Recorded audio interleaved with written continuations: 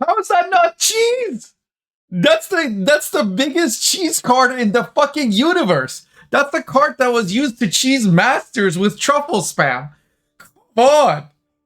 Also, monsters is more than just like whatever you think is cheese, which is like I guess Kelly and triple itter. You consider cheese triple. First of all, like triple itter AQ is a very difficult deck to pilot. Most people can't play it well. Is the reason it never took off on ladder. It's not brain dead. It's Giga Brain. And like according to Pasha, only like him and Kerpeton were playing it right in some line. Like, it's the opposite of a brain dead deck. Okay, that's number one. On Gabane, yeah, it's max, but let me see if I can do it on something else. How's that?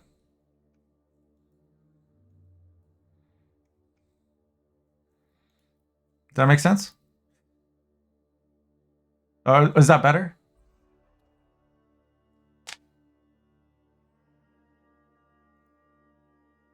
Like Vilgefortz Renegade, the only times I've seen it played is for practitioner spam or for grabbing somebody else's Renfree when Renfree first came out, and everybody was playing Renfree mirrors. It was used to steal their Renfree from the opponent's graveyard, or for Ring of Favor. Like, it's almost like there's a whole collection of like competitive players who came up when Monsters wasn't competitive. Occasionally they run into Monsters on ladder. They're annoyed that they're like losing to a shit pile or having to deal with a shit pile that's having to resort to like cheesy tactics to win a game because Monsters never had control or consistency. And then and so they've boxed Monsters into this section called either brain dead point slam or cheesy bullshit. But like when Nilfgaard does it, when Nilfgaard plays 3 Facusias, that's not cheesy bullshit.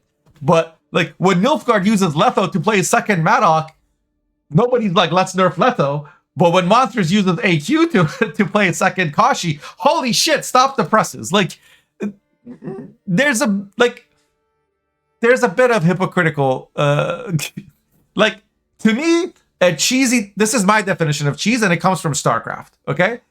A cheesy strat is one that won't really work if your opponent knows it's coming, right? In a card game, it's a little different because, like, you in order to know that it's coming, like if you know it's coming, you would put a squirrel in your deck, right?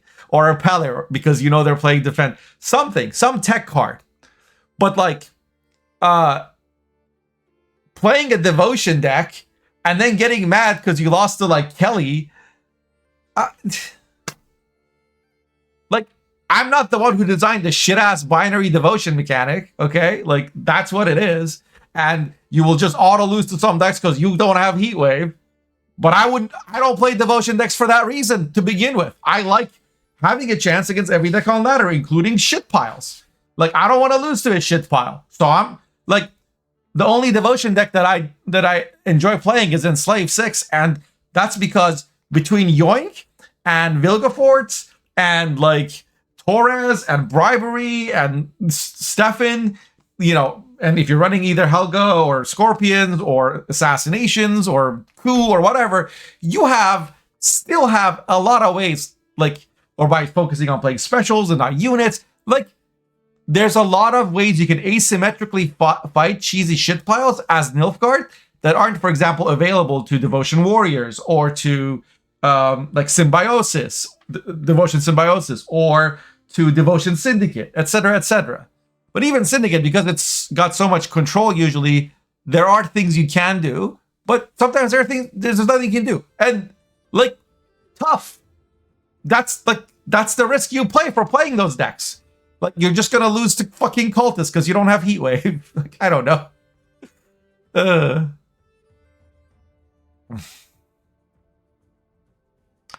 Now, I think Gabane is probably he's not thinking of Vilgefortz Renegade for practitioner spam, but right, he's probably thinking of Vilgefortz Renegade as a card that you use to, like, in round 2 or round 3, grab something, like, punish the opponent for playing a very strong card in round 1, right? Because now it's in the graveyard.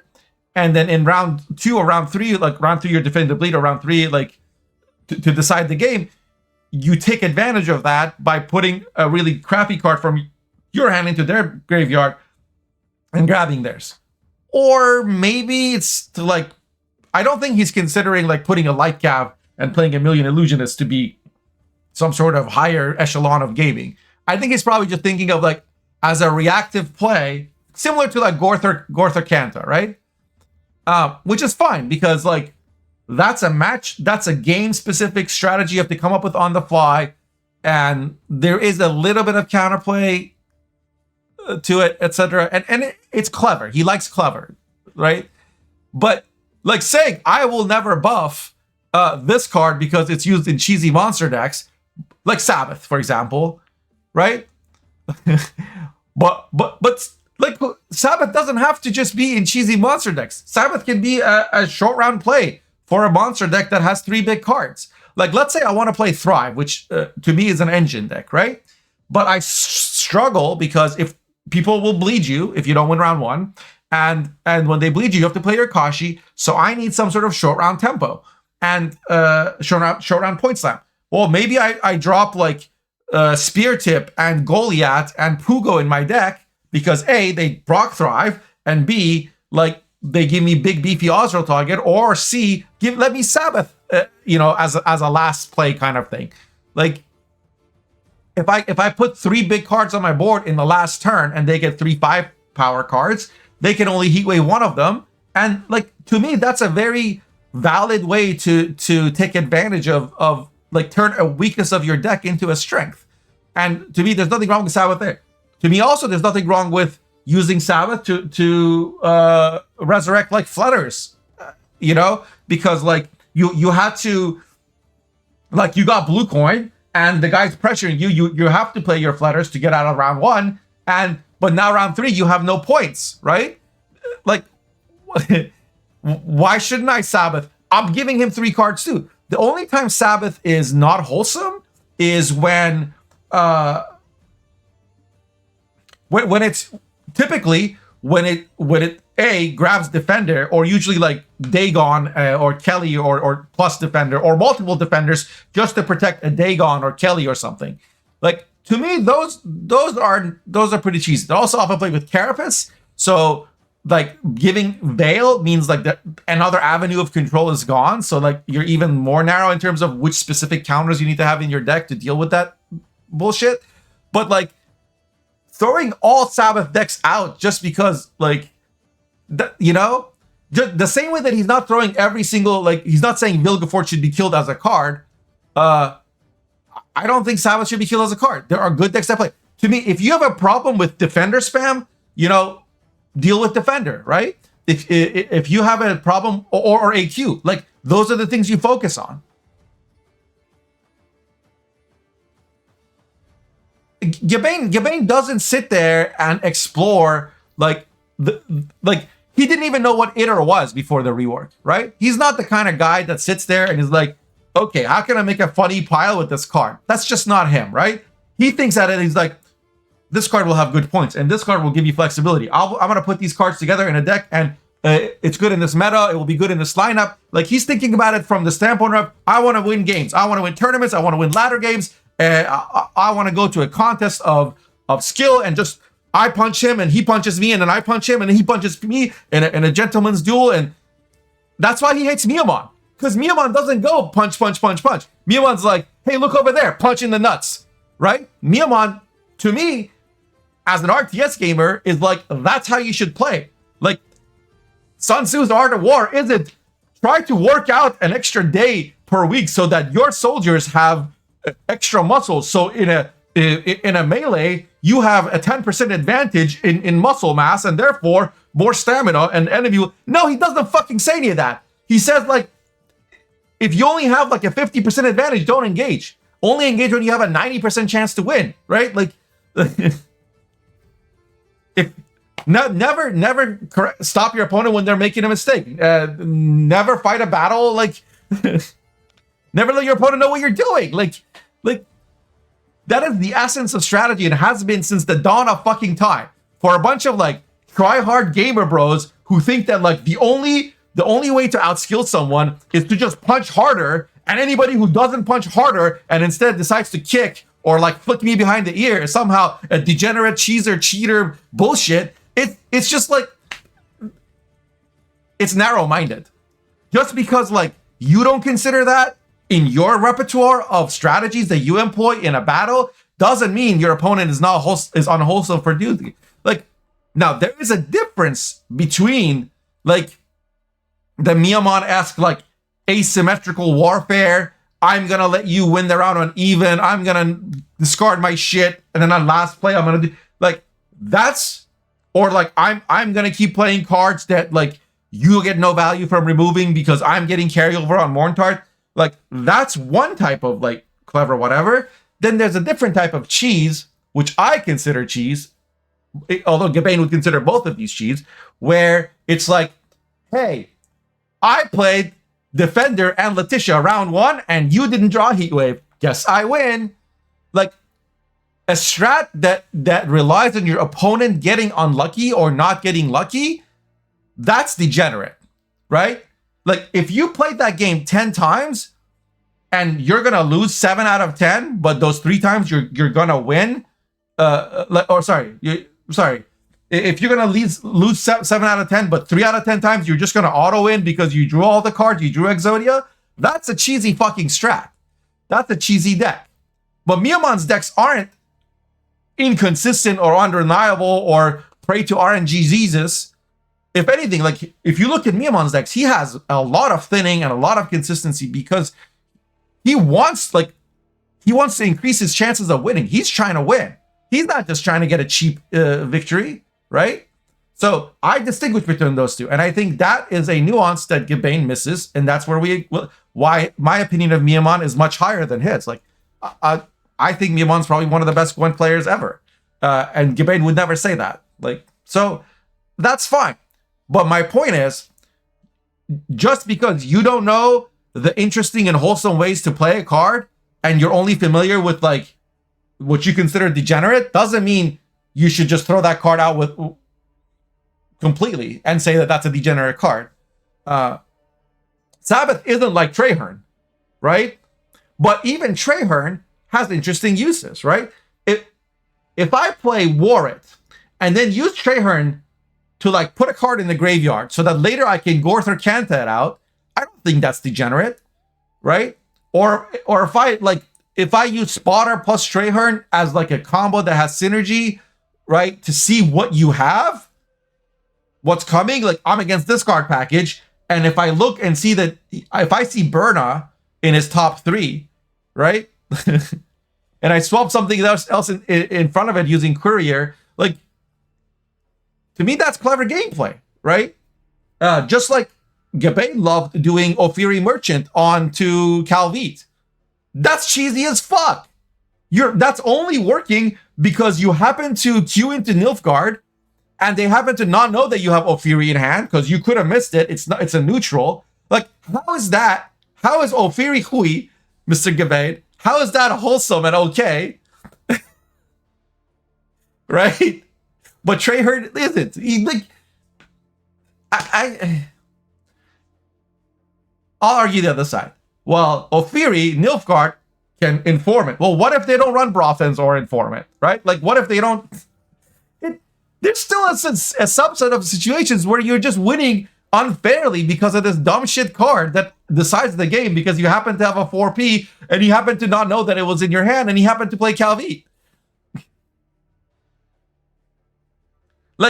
Like if chat can unironically say the difference is one is Nilfgaard and they're allowed to, and the other is monsters and they're not allowed to, like that's bias. Like you should examine your bias. I think a lot of competitive players that came up during a certain time formed an impression of monsters as the cheesy bullshit faction, right? And like that's not our fault. That's the devs not giving us tools to fight with the big boys. And over time, we kept bitching and bitching. Hey, we want control. We want consistency. And we got a little bit of it. Like Wild Hunt got good consistency. Wild Hunt has consistency, right? Like we got some control. Cyclops got buffed. Riptide got added. Toad got buffed a while back, like 2 or 3 years ago. Like Verena is a control tool in a way, right? Unheld Slave Shaver was an attempt at a control tool that failed miserably. The rework on Wild Hunt Warrior gave us a bit of control. Anastriga used to be a control card that all it needed was like 1 power or 1 provision, and then they fucking changed it to some bullshit hand buff carryover nonsense thing that only works with like it's terrible. Like, all we wanted was some of the tools, not as much control as Skellige, or not as much like bullshit as Nilfgaard, but we wanted some of those, so we too can like compete and have multiple options for counterplay. Damsel's a very interesting control card. I like it. It's one of my favorite cards that they released in recent times. Wow, it's very well designed archetype right now. I have some issues with it. I think foglets are a big gaping hole in the design, and I think that thematically, like, hey, just put weather on the board, and even though they're gonna pass wasting all the weather, we've jerry-rigged the archetype to benefit from unused weather. Like, completely taking away the trade-off of weather. Like, weather should be cheaper than playing those many points because weather can hit armor, because weather can hit an empty row. Like, that should be the balance. But you should have to play it early. This whole idea of like, oh, there's 3 turns of Blood Moon. Well, Regents should boost by 19 because it's 3 times 6 plus 1 for every turn of Blood Moon left. That's dumb. Like, anything that encourages, like, anything that takes away the trade-offs and makes, like, removes decision-making where you're just like, no, it's fine. Just jam Frost on an empty board. Just jam Frost, go on interactive. It's round 3. Just play Frost and play more Frost and play more Frost. And then play Oberon into the little elf that boosts by the number of turns of Frost on the board. Haha! And they don't have dominance because you've been jamming Frost on the board all game. Oh, and then click your Tyrannalia and do it again. Like, that's not skillful or interesting. There's nothing. This, like, all these, like, hotshot competitive players that, like, oh, Frost is a good monster deck, but it's weak right now, so I can't play monsters. What is interesting about jam fucking weather over and over? How is it any better than rain? Which most of you agree is bullshit. Like, how is Frost any better than rain? It's dumb. It's like draw your foglets and have what's it, navigators? The 4P card that plays for like 30 points sometimes. And then replay it. Like, God, that's stupid. Ha! Yet another horn for my collection. Yeah, Shaki, I know you're being sarcastic. It just helped me make a good point. Just followed. Dark 9295, thank you for the follow. Rain isn't bullshit? I mean, messengers are a little bit bullshit. Ryogon's a bit definitely bullshit. Like, oh, do you have Squirrel? No. Can you win round 1? No. Well, then you fucking lose, bitch. That's Ryogon. Dr. Shu says, imagine if they hired you instead of Jean or Maligian around 2020 to design the last few cards apart. Oh, thank you, man. That means a lot. I mean, I don't know that I would have come up with some of the stuff they come up with is really cool and clever, right? My skill isn't necessarily coming up with the best original stuff, but I am gonna, like, I can drive a car and tell you why it feels good or bad, and which parts are the best or worst, and what you should address if you want to make it a better experience. So I would have said, this faction, these things feel terrible. See if you can address that in a way that fits the theme of the faction, right? Like, ogres are not scary. People should run away from ogres. Like, when a big fat ogre lands on melee row, it should push, like, 2 random units to the opposite row because they're fucking scared, and lock them for 1 turn because they've turned their backs. You know, like, maybe dropping an ogre flips half of the opponent's cards around for 1 turn because they're running away from a giant fucking Cyclops monster. Wouldn't that be a cool way to give monsters control? Like, that fits the theme? Instead of being like, well, it's not their faction identity. Their faction identity is to be a pile of dirt. That's what monsters are. They're just a pile of dirt. You just put some dirt over here, and then you stack some more dirt, and you hope that Nilfgaard doesn't come over and pour water on it, and you hope that Skellige doesn't launch a fucking M82 rocket up your ass while you're building this dirt castle.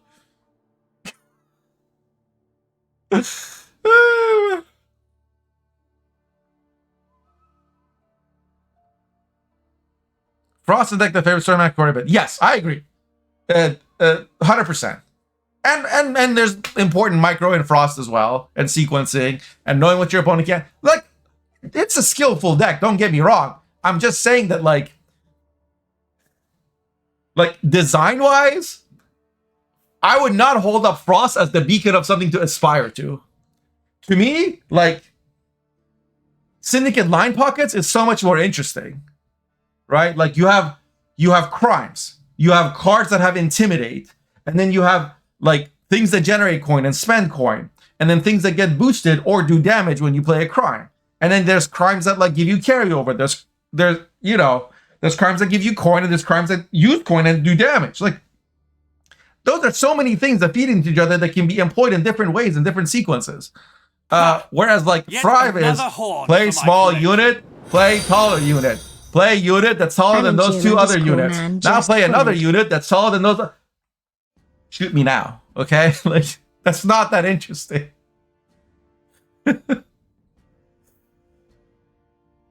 Like, movement deck, interesting. Harmony, play a thing with a different tag than the things you already played. Everybody boosts, yay! That's not interesting. It is a little interesting because you gotta sequence stuff and there's some trade-offs, but, like, it's not nearly as interesting as, like, all the ways that movement deck, like, interact with each other.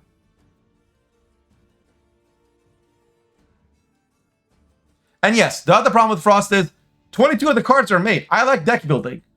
Like, this, I don't want to play a first-person shooter with, like, 5 weapons and you get to pick one, right?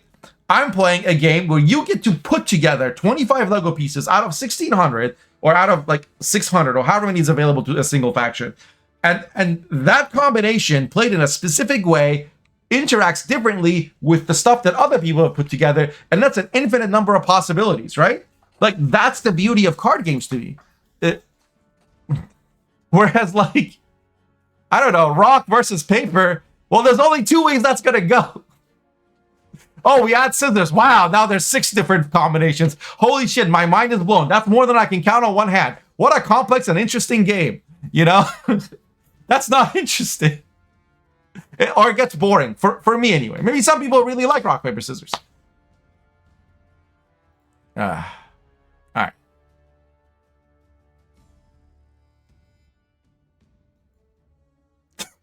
Okay, so just to recap, what Gabane is saying here is he has 3 rules. Number 1, he doesn't want to immediately revert a nerf that just happened, right? He wants to at least give it a month, unless it's some sort of a huge problem. I think maybe Compass qualified as a huge problem.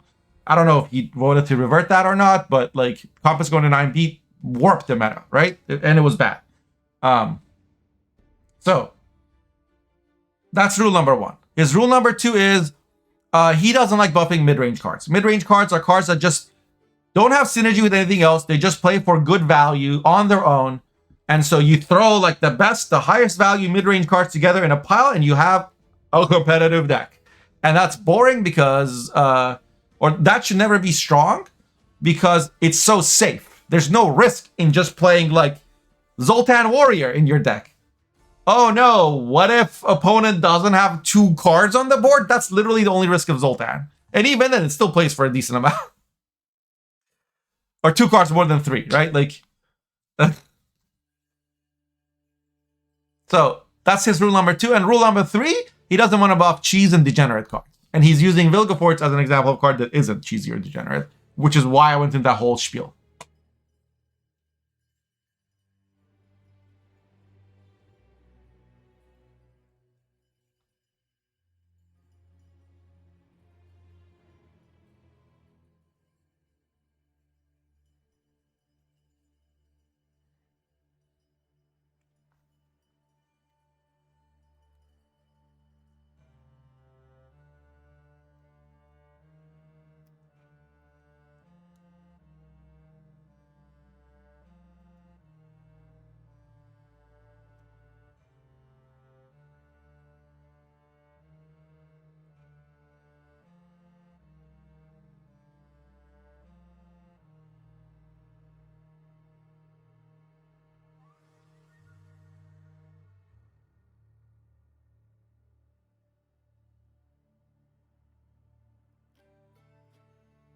But the other Vilgefortz sees lots of play, so I don't think that's a good reason.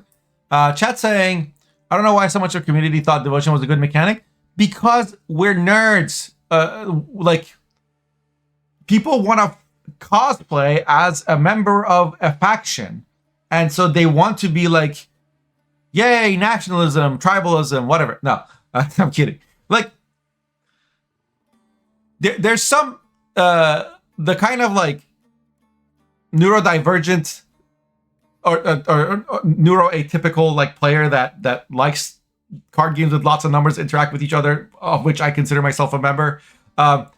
Likes aesthetic symmetry and like things lining up, and like that's why you all go nuts every time I put crows in the wrong order. You fucking lose your minds, right? So it's cool to have a deck where all the symbols are the same color. That's all it is. Like, that's all devotion is. Like, don't overanalyze it. Don't overthink it. Yes, all my cards are one color. It's like when you were a kid, like you put all the red blocks next to the red. Like, there's some kids who would just like throw their shit, and then there were those kids who would like, no, I'm gonna put the reds over here and the blues over here. Hold on, we can't use that yellow brick over here for this wall. Your friend would be like, what? It's the same as the one you're using. Like, no, it doesn't match the color scheme. Like, I have a plan.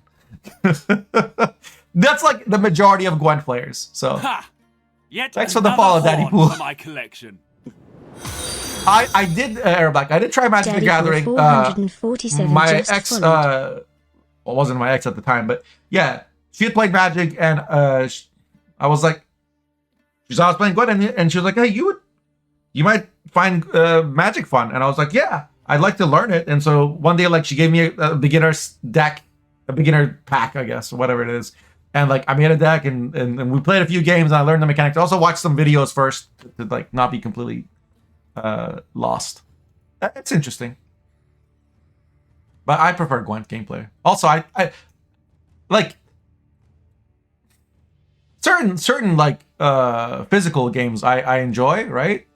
I very much enjoy in-person poker because of like the banter and the psychology. Plus, like, playing with chips is fun. I also like traditional card games and some board games like I enjoy, but generally speaking, most stuff I'm like, this would be better on a computer, because on a computer we have extra powers. like oh my god, having to mess with a million pieces in Settlers of Catania or whatever. I know I'm tilting like half of you. It's really not that fun. Okay, it's just not. Like, micromanaging pieces of badly made plastic on a cardboard that you have to fold and then put away. Like, the minutia of it bother me, and like having to be like, oh, now write down how many. Why can't the freaking board game do that for me? That's not a fun part. I don't want to do accounting as a hobby. I just want to play the game and think about my moves. I don't want to be sitting there like playing with little pieces. But some people like that part, so fine.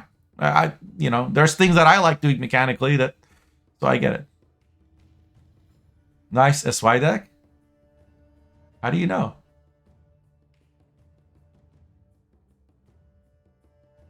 Where? What? Did you try one of my decks and you liked it?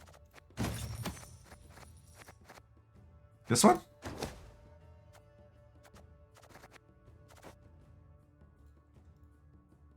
Oh, okay, cool. Yeah, I really like it. It's less resilient. It's less vulnerable to bleeding, and it's a bit more flexible and plays a bit smoother, I feel like.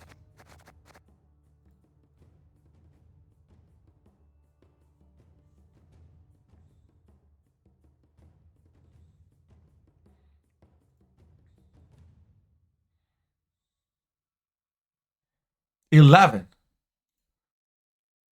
That's ridiculously strong for assimilate.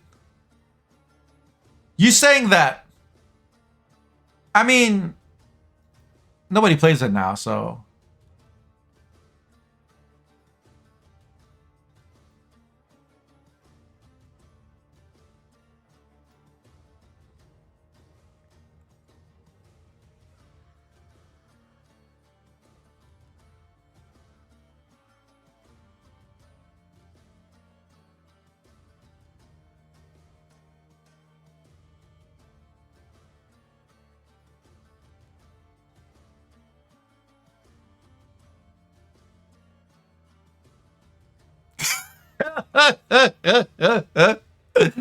Bro, I promise you, if you make this change, like, in the first 5 games, I will run into practitioner spam. I promise you.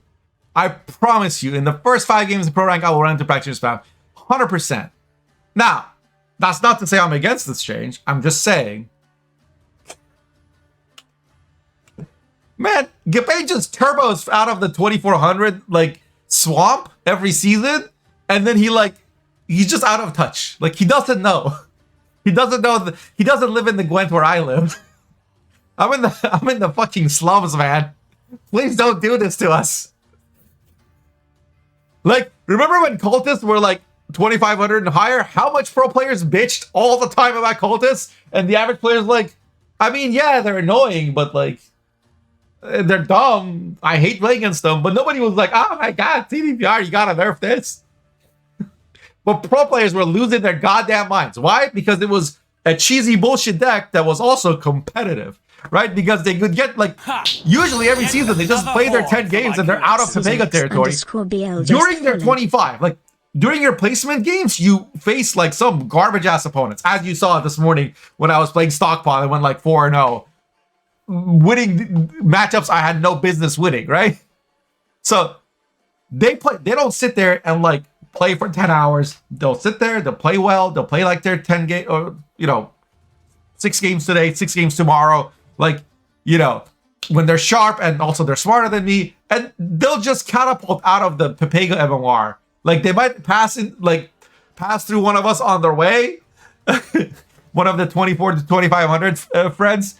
But then they're just playing against like one of 7 to 9 like meta decks, and so that's all they see and care about. But I promise you, I see more variety. How many times have you been watching this stream and somebody's playing something? I'm like, oh yeah, this is this, and this. You're like, really? I didn't even know that was a card. I'm like, yeah, no, they play that. Like, you just see more clowny shit. Am I?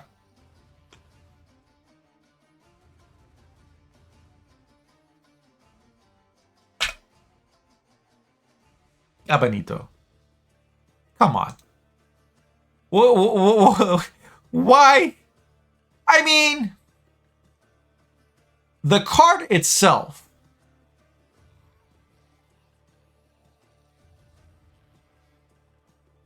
I mean, it was 12, and it had 100% inclusion rate, and it was dumb, and it got nerfed. Like, why are we reverting nerfs that even CDPR saw as necessary? After lots and lots of complaints.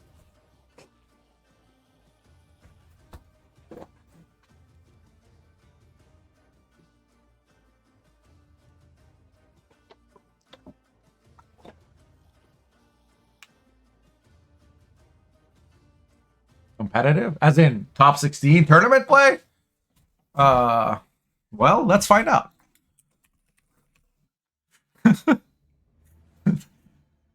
I mean, maybe he has a point. I don't know. Well, because a lot of the NR decks were playing like Pincer. And I don't think Inspired Zeal was playing AA. Well, because it's Golden Necker. That was the Champions deck, and everybody else was playing Pincer. Okay, well, why would you play AA in Pincer? That doesn't mean the card's shit. That means Pincer or Golden Necker were the only 2 decks that were played in competitive. What do you want from me? Hold on. Let me do top 64. Okay, I remember, like, I have some qualifier decks. So, but if Lirio's around, I would love to have to know an answer to this. But cards, Nilfgaard. Amphibious Assault. There. In the last top 64 qualifier, 2 decks had Amphibious Assault. So how many are Pincer? Like almost all of them. Non-Devo Siege Mutagenerator. Let's see. This would be a prime candidate for AA. Nope, because why play AA when you have AA with fucking 7 points on a stick that you can use to tutor 3 cards? Like, come on. And also because Amphibious Assault is not a 10 provision unit, whereas Rafar's Vengeance is, right? The idea with this deck, I think, was to like get Erlen from Temple. Pincer, like a million Pincer decks. And then there's Uprising, which I think is a rent-free deck. So of course not. Right? Priestess and like Priestess and Pincer. Like there's rent-free, Pincer, there's Royal Inspiration. There you go.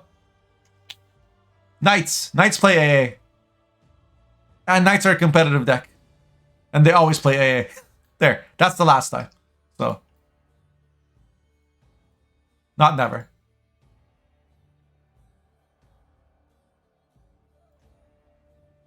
It's not a well-designed card. Like, bronzes are 5 provisions or 4 provisions or 6 provisions because they're easy to kill.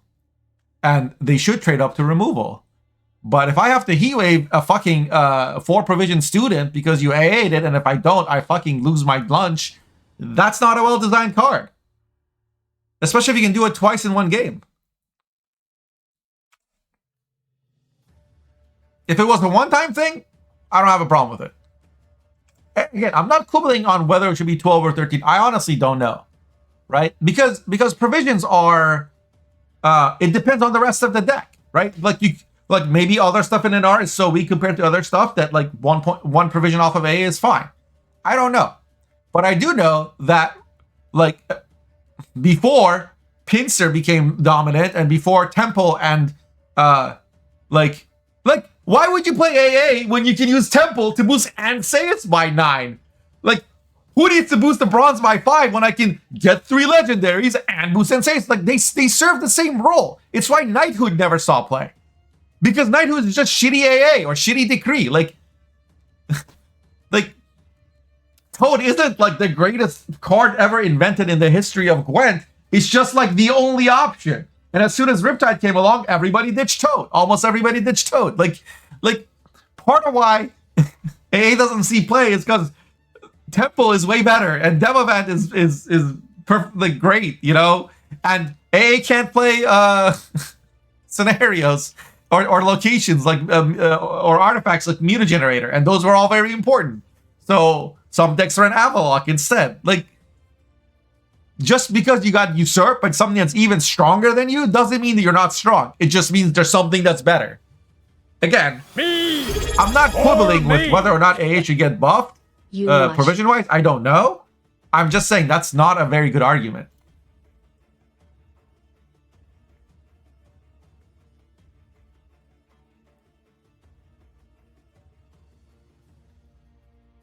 Yeah, okay, he's saying the same thing.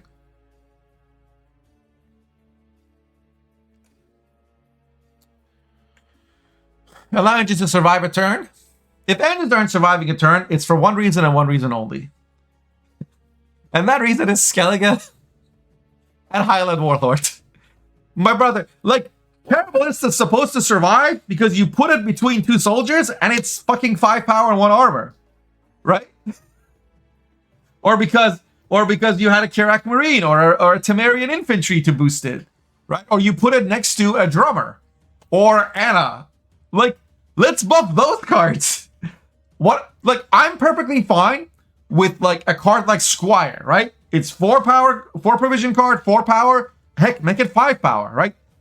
So that you play 1 card. If I don't answer it, you can play another engine, and that engine will be protected by virtue of me not answering the shitty card that you played. And if I answer the shitty card, then you don't have to risk your nice engine or whatever.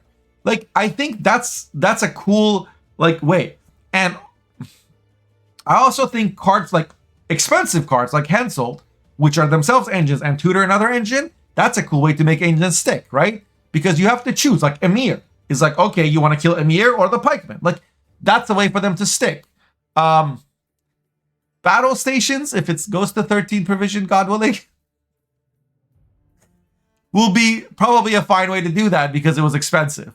I don't like that it draws 2 cards. I would much rather it would just like play a card. I don't know.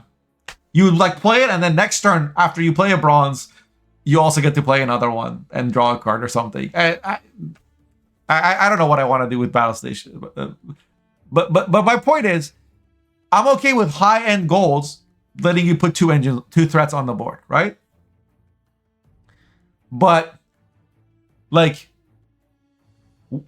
when you didn't play AA round 1, and in round 2, for free, you just, because you're gonna get it back, you play AA and pull out a fucking 4 provision siege tower, or and it boosts to 10.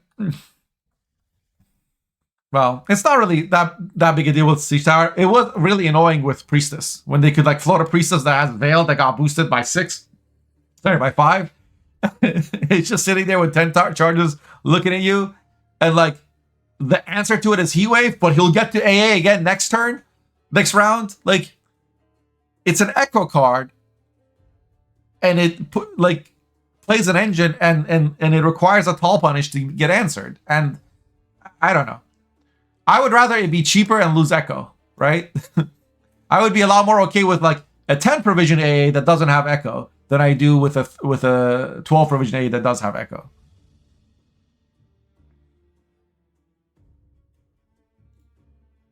Squire shouldn't carry cost rounds? I don't know about that. Maybe, probably. Like it's a little bit unintuitive that it does. Or like, especially when you use a Squire and then you play a Shoop. That's kind of cheesy.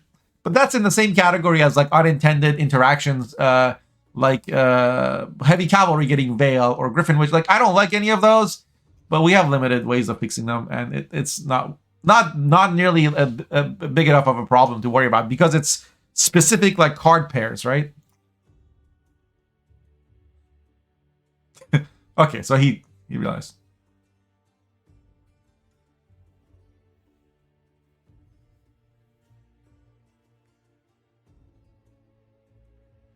Okay, so even he changed his mind. All right. Or at least is gonna think about it somewhere.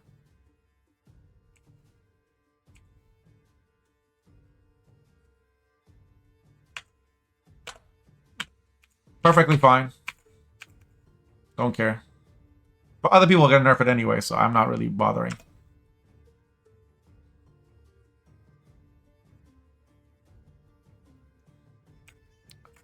I'm gonna skip. Everything he says I agree with. Let's kill that card. I don't give a shit.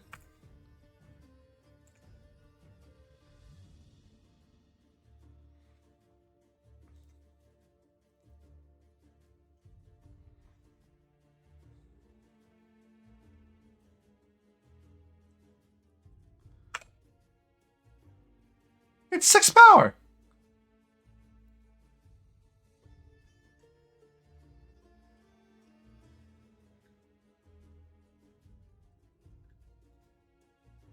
No. Like, as long as warriors can literally delete every single card I play and also out-tempo me at the same time, control should not have better tempo than...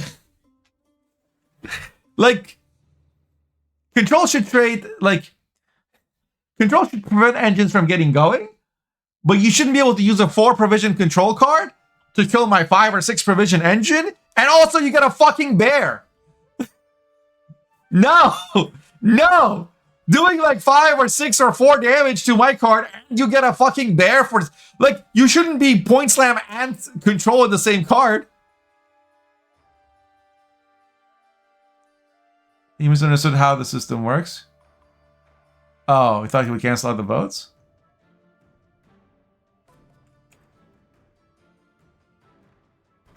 I thought he wants to get it to 5 so that if people get it to 6, then it'll take 2 months for it to come back to play well. Hey, got Dr. Shu? No.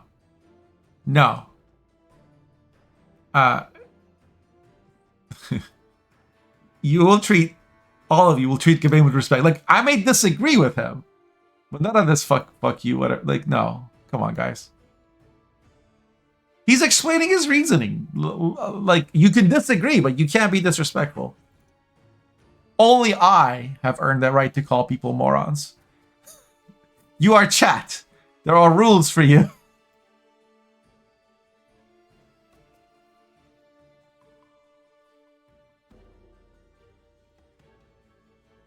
Okay, he just thought it was going to get canceled. Or average out or whatever. It's not how it works. if 10 people say this should go to 5 and 9 people say it should go to 7, it will go to 5, and that's not good.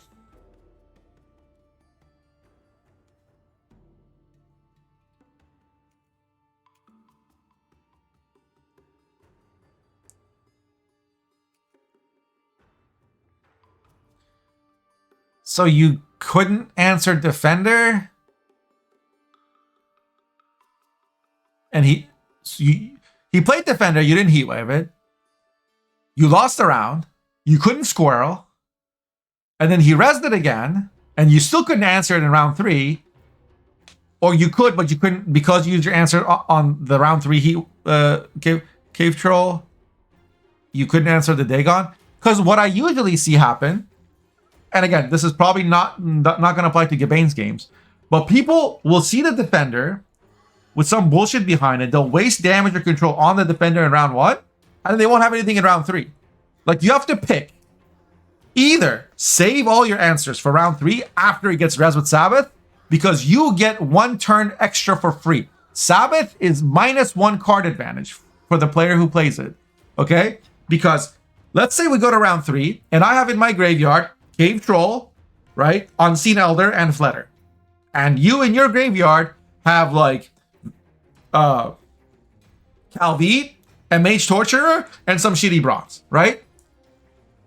I play Sabbath at turn 1 of round 2 or round 3, whatever. I open Sabbath. Now I have Defender with 2 engines behind it. You have like 1 engine and 2 dead cards. You get to go first. You play Vilgefortz, kill the defender, yoink my Unseen Elder, game fucking over. But you can't do that because you used your Vilgefortz round 1 to kill my defender, and you still lost because you did it when you didn't have a follow up for the like you wasted your Vilgefortz in round 1, and and now you don't have it. Like, and you know he could have Sabbath. Like, that's no. My point is, you get, like, when I play Sabbath, you basically get a 2nd extra turn for free. Isn't Unseen a 7 now? Yes, but the last time Sabbath Mouse was played, it was 6. Okay, he yoinks a Flutter. What's your point? It doesn't matter, right? Or he uses Imprisonment to lock it. Like, that's... Oh, Angry Nab. In with the pedantic but irrelevant and completely counterproductive addition to the conversation, as usual. Classic Angry. The problem you have there is with second form Dagon, no card should auto-win the game just because you can't answer it. No card. It should just give the opponent some points, and you should be able to counter it either by killing that card, controlling, like locking that card, or by having more points. But you can't counter second form Dagon with more points. You can't, because he has infinity points. Like, if he's got... Because he gets a new Dagon every time. Your problem is not with this poor ogre trying to defend his cave rocks from, like, bullying witchers who keep trying to fucking go in there and molest kids in his cave. He just wants to be in peace and be left alone and not have his, like, skin scarred from lava and fire.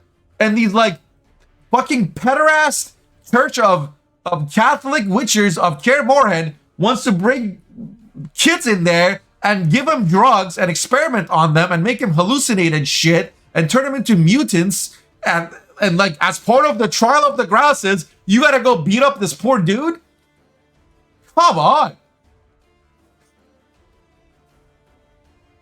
No. Justice for Cave Troll. Death to Dagon. God of my... I can't say.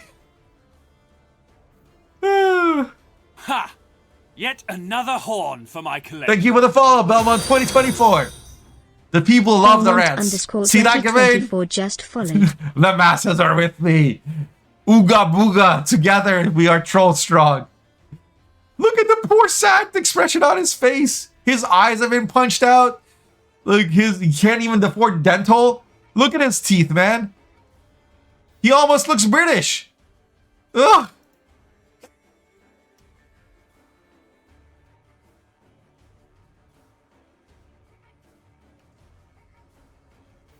Monster abuse has not been by far the worst. NG abuse has been by far the worst. Clog, Mill, practitioner spam. Check and mate. Like, name 3 things as toxic as those 3. Oh, clog, mill, cultists. Keyboard spam, scenario spam, practitioner spam. Like, defender, Helga Letho, right? Masquerade Ball, Vilgefortz Renegade, putting like a Nilf Nut in your graveyard and playing a million illusionists, or not even a Nilf, old school like crossbow spam, right? Oh my god. Mushy truffle spam. OG Cog, yeah. Like, the most oppressive monster decks have been, it's been like, they have a lot of points, and they play it, and you can't do nothing to stop it. That's it. Like, that is the worst that monsters have done. Oh, I guess Kelly. Kelly's like, oh, it kills your smallest unit every turn. It sucks. If you play a deck that can't play less units than Kelly, which is more than half of the decks. But like, and also doesn't have movement, and also doesn't have Heat Wave, or Graveyard Hate, or like, or Yoinks, or Philip, or oh my god. Just, and can't spawn small shits for Kelly to have to eat. Like, become a glorified 12 provision, 1 point a turn engine. Like, yes, if your deck doesn't fit any of those 17 criteria, Kelly is fucking oppressive. Oh my god. I weep for the NG Soldiers decks that didn't run 3 Tall Punish and only had 5 locks, which meant they couldn't block Kelly, because 2 leader charges went to Kelly. Holy shit, I weep for you. I play a giant violin. Every turn you lost a good Nilfgaardian slave driver or a good Nilfgaardian illusionist to the horrible dragon, the mass murdering Keltullus of Clan, Carapace. Oh my god. I'm so sorry, man. You know how many games I've lost because I literally didn't get to play any of my cards? Because, like, I never saw them because my deck got clogged with garbage? You know how many times, like, my win con got deleted turn 1 of round 1 before I even got to play a card? How many times did Vilgefortz mill out my Regis? How many times did Treherne? How many times did Kingslayer? Are you really telling me monsters are the worst offenders of the cheesy? Oh no, he played triple Gertie. Oh my god, he's getting 6 points a turn, and I can't keep up. Wow. Okay, escape, enter, go next. Who the fuck cares, man? At least you got to play your deck. At least you got to look at your cards.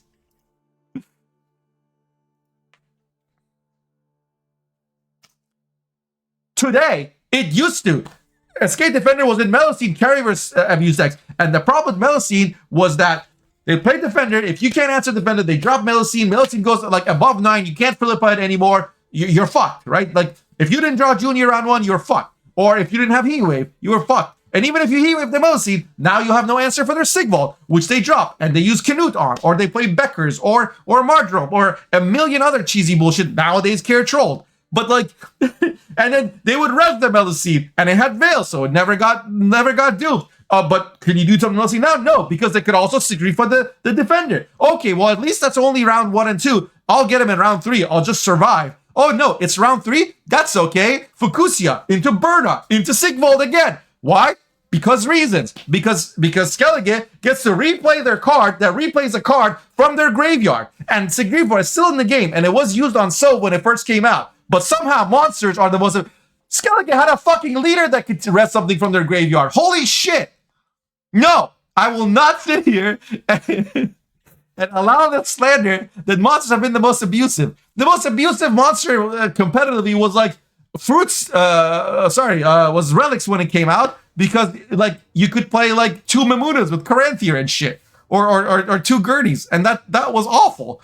But like the answer to that was to nerf...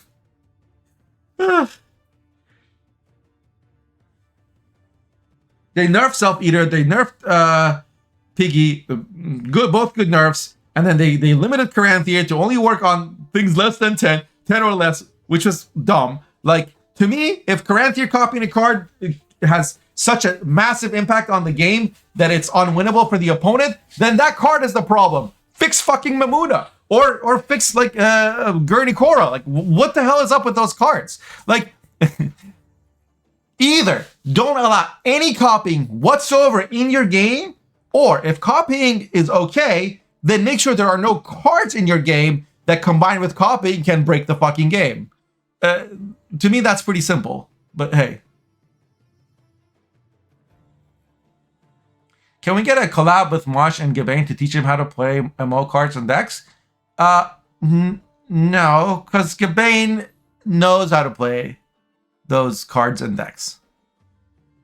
Like, he might not know some of the more obscure monster decks that aren't as good, or the ones that play unconventionally. Like when we were doing like co-op and I was like, he was helping me play NR or something, there were certain times where we were against monster opponents. I'd be like, oh no, we should keep playing here. Like I knew the macro sometimes better than him because I knew the opponent's decks, or I knew like, oh, we can fuck with him this way and he can't answer. I knew their weaknesses better than him. But like if Gabane was going to play one of those decks, he'd be able to play them fine. Like he's just not well versed in them because he doesn't enjoy them, or he thinks he doesn't enjoy them, so he doesn't bother with them, right?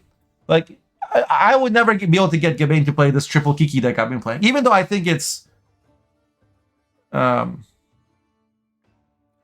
skillful deck. Like, well, I do get some free wins, yes, but like my Redea AQ deck, that was a skillful and very interesting deck that is now dead, completely dead. Monster Hater and Love Night Hater are those two BFFs. Because like it's a game. And also people can disagree and still be friends. Like I like chocolate ice cream, you like vanilla, and Ray Ray likes to eat dirt. We can all be friends. It's okay. I would never eat dirt, but you know, I'm also not Australian.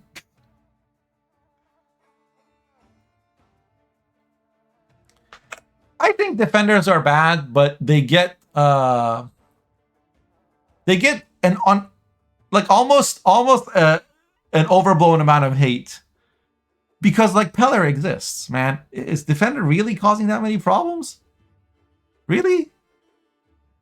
Like just buff Diviner to 5 power so it's more common. Easy. Or make Grimace 5 provisions. You wanna counter defender?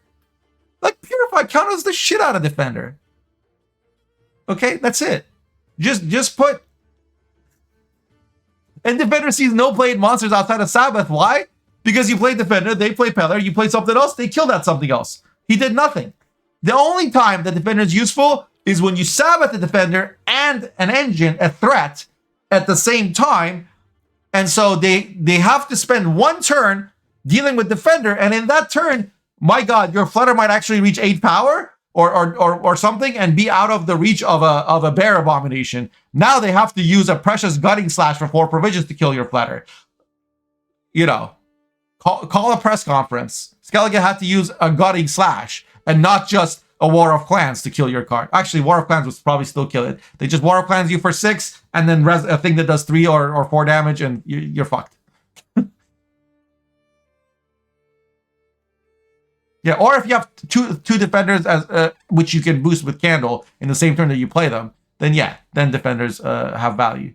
But like, defenders are not strong. Okay, if defenders were strong, Enslave would be running, like, I'm running Shillard in my Enslave 6. Just replace that with fucking Theon, and in fact, the battle prep from Theon procs and Assimilate too. It's wholesome synergy. It's not mid-range, and then just play all the Assimilate engines and play Stefan. Easy game, right? Like, it doesn't work because it gets He-Waved or Teshimed or Pellered, and then it's not there. It trades down to like 2 out of 3 of those things. And if you He-Wave a defender, it won't get Sabbath. And usually a deck that relies on defender will not survive a Sabbath where they don't res defender. Like, it's easy.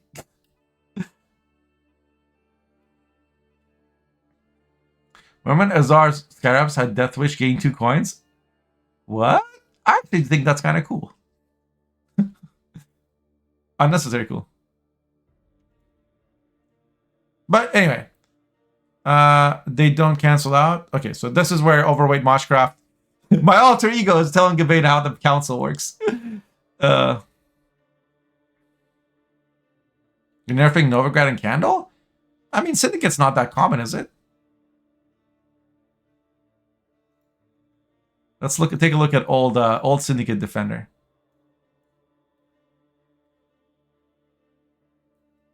Like, Skellige Defender was unironically played 3 or 4 times in one game. Like, if you pellered their Doom Defender, they'd just be like, haha, now I get to have another Defender next round. And somehow Monsters is the most abusive one. Defender, Doom. Okay, it was still 1 power, though. 2 armor, and then Death Wish gained 2 coins. That's funny. Oh, and Nazar used to be 3 power.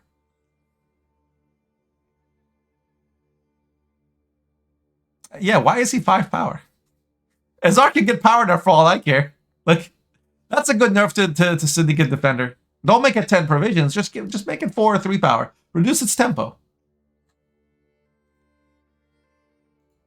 Hey Mosh, been playing your Kashi deck and it's really fun when it pops up. Yeah, isn't it, Calvera? It's hilarious. It's a lot, especially when you get Sloth, like play a bronze, draw a card, and lowest provision, and you play 2 man traps the turn that you drop your Kashi. Oh, so good. Pop, pop, pop, pop, pop, pop, pop. Sorry, I'm being degenerate right now. I'm sorry, Gabanito. I meant, you know, when you Ophiri merchant their Wincon out of their deck and you laugh, haha, because they're playing a brain dead deck, haha. It's kind of like that. I can't wait for Gabane to watch this video. It's gonna be long, but worth it. I'm glad you stuck with me, buddy. And then I can watch your reaction to my reaction to your video, which is partly a reaction to my comments, and then I lost my train of thought. Outside of Zard, most defenders have been buffed.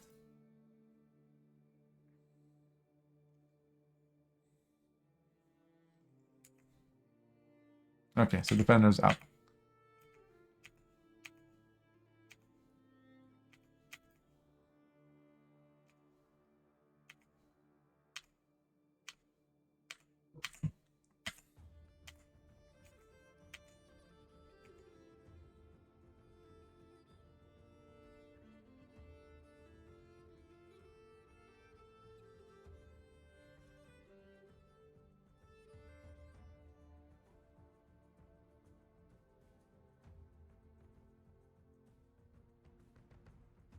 He's actually a cool guy, by the way, over at Moshcraft. Like, my immediate reaction was like, oh, is this one of my trolls? And no, he's just a cool dude. I don't know.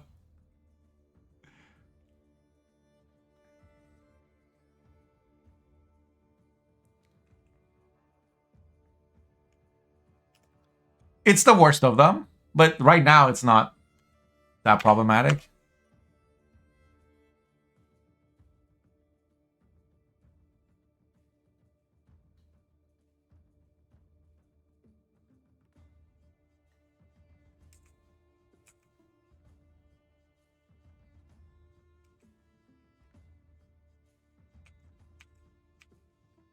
Why do people keep saying that? Maybe to get Syndicate to 2,500.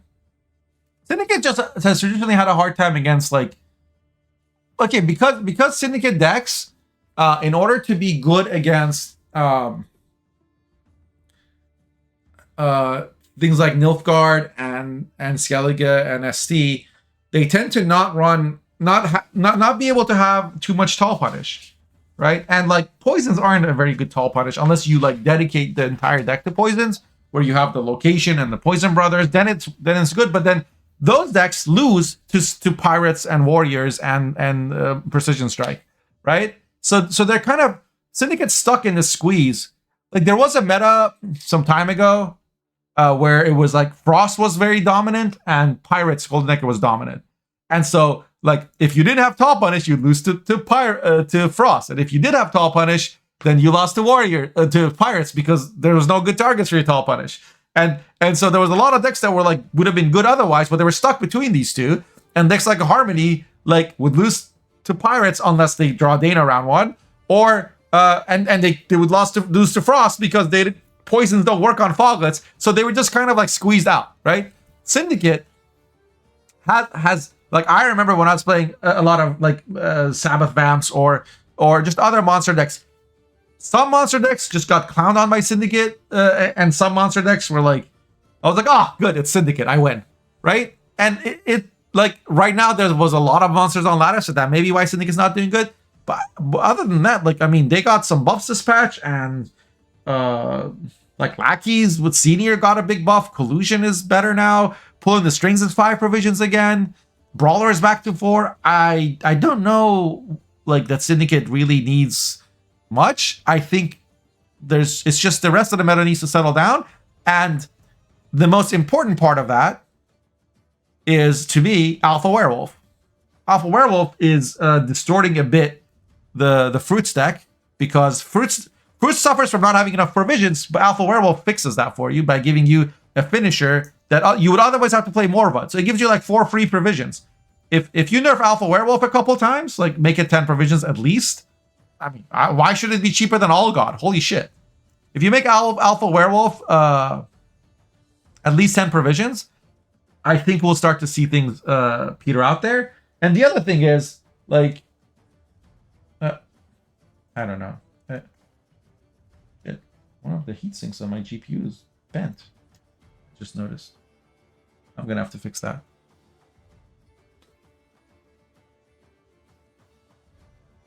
You gotta nerf the Shiru deck, and then Syndicate will do better.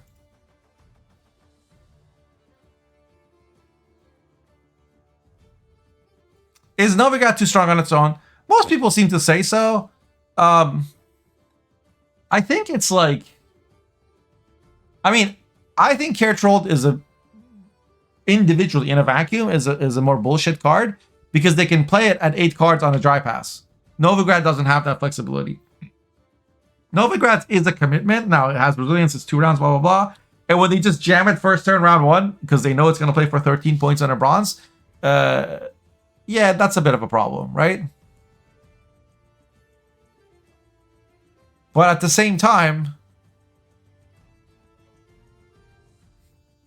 I just wish we had more than provisions to address it.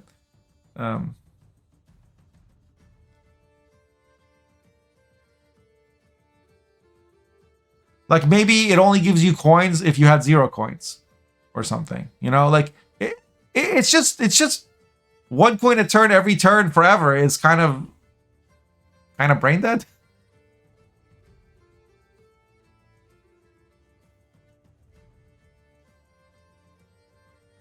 No, I think Madame is a bigger problem than Novigrad. Madame is 2 thinning and 3 engines on the board. Like, yo, Hunter TTV, man. I'm good. I'm doing a react video to Gabane's Balance Council thoughts.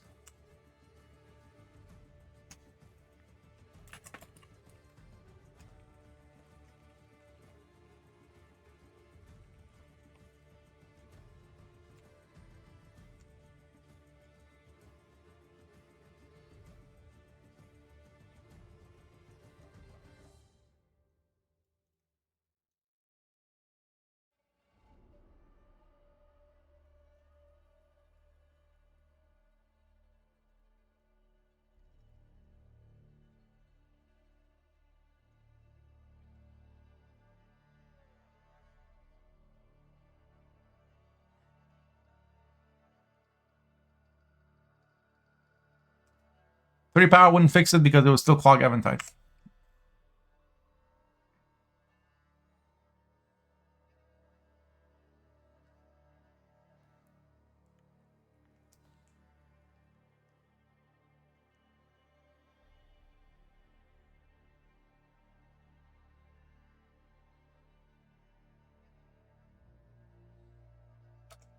I don't play Madame. You don't have to play Madame. And I don't play Madame for this reason. Like, saying this card is weak in this one particular deck that I chose to add 1,000,000 bricks to, and because this is like 1 brick too many, therefore it shouldn't get nerfed, is not a good argument. Because the card doesn't have to be played with Madame. You can put it in some other deck. It's auto-included in every other deck, even if it's not in the Madame deck, which I still think everybody runs Casino Bouncers ×2 in every Madame deck too, but maybe not the Sewer Raiders. At least in line pockets. I think people don't run Sewer Raiders in line pockets because you need more spenders. Like, you get all those coins from crimes and you can't carry them over. Like, being able to spend less using off the books means you need less coins. It also means you need to spend less. Like you need less spenders, rather. Just like The only time you really ever like have an overflowing amount of coins as off the books is when you are playing Salah mages and they survive, and then you play other tribute cards. But outside of that scenario, off the books deck you almost hardly ever over profit. Whereas line pockets, every time you play a crime, like it's an extra coin, and some crimes give you coins, and some crimes, if you're playing them through Shady Vendor, you require that you have coins to begin with, and you also want to have it's also your war chest for control. So line pockets has a much narrower window of coins you got to stay inside of, and yeah, in that situation, like Sewer Raiders doesn't make sense in line pockets, but Bouncers absolutely does. Any deck that runs Eventide Plunder should have 2 of these, because otherwise you're just like, you feel like you got slapped in the face every time you get Eventide and you don't have them in your deck. And not only do you not get a spender, you're missing out on a 12 for 4.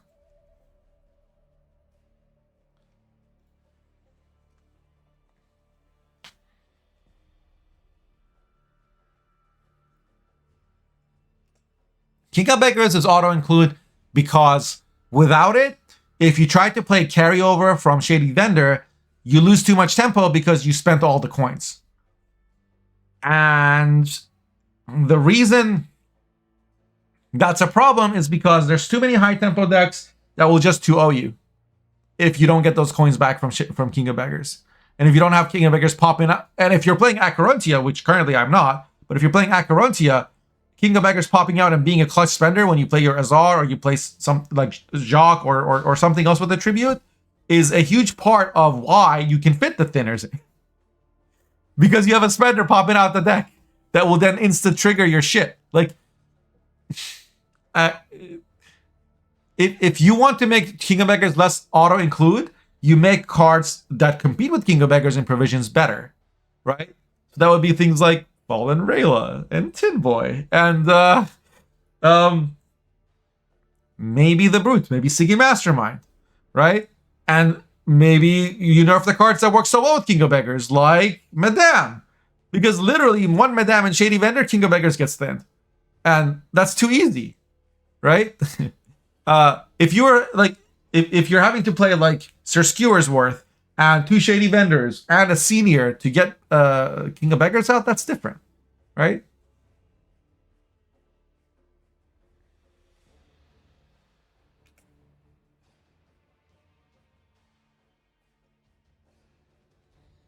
I read playthrough. I read Lyra's problem. My Wine Nova guy's a problem. I think it's from a raw stat point. It certainly on paper looks like a problem. I'm not sure it's as much of a problem in game as people seem to think. That is too big of going from plunder play? No, it's just a bonus. Because if you don't get it, then you still get a spender from your plunder that you wanted anyway, and you can still draw a Casino Bouncer later, and it still plays as an 8 for 4. Even if it doesn't play for thinning, it's still good. Like, it's a thinner that you would play in round 3 happily. Happily. Because it's still 8 tempo. At 8 points is a lot of points in one turn.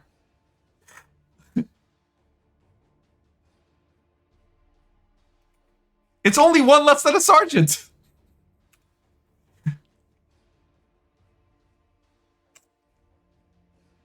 Seven for 4. 8 is average? 8 is not average. Quit it. The average for a 4 provision is 5 points. If you want to say like, if you just only want to count the best 4 provisions, it's like 6 points. 7 for 4? Yeah, technically you have to spend the coin, but like coins are less than points. It's more like 7.33 or something. Like 1 coin is 1.5 points. So you're spending less than a point to get them out. And Sewer Raiders don't have a fee.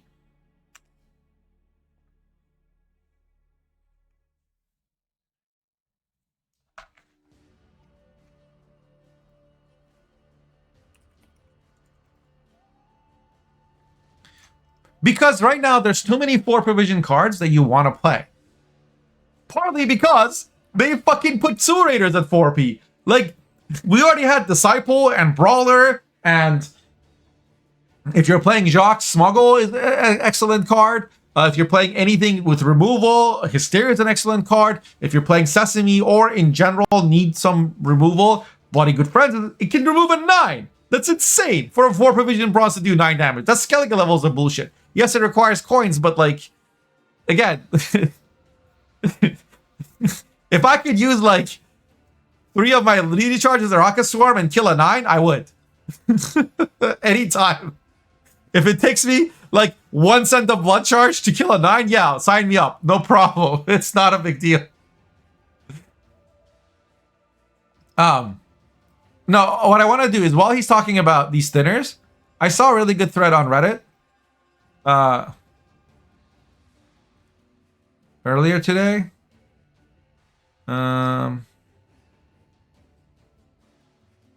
Yes. So this post, which we should put in the comments of this video as well, in the description of this video as well, along with a link to Gabane's video, of course, is that it's a history of 4-cost thinners. Because these thinners, we used to have 4-cost thinners.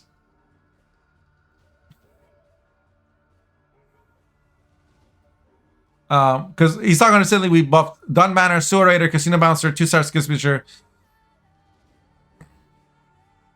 In patch 10.3, and I remember we were all very happy because like everyone is playing like Skellige and Nilfgaard and NR were the factions that you played. That's it. Because they were the only ones that had consistency. Why? Oh man, this was a good patch. Chimera Adrenaline change. Red Riders got fixed after getting ruined.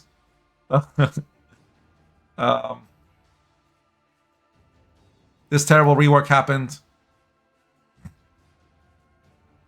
Siege Master used to be 4 provisions.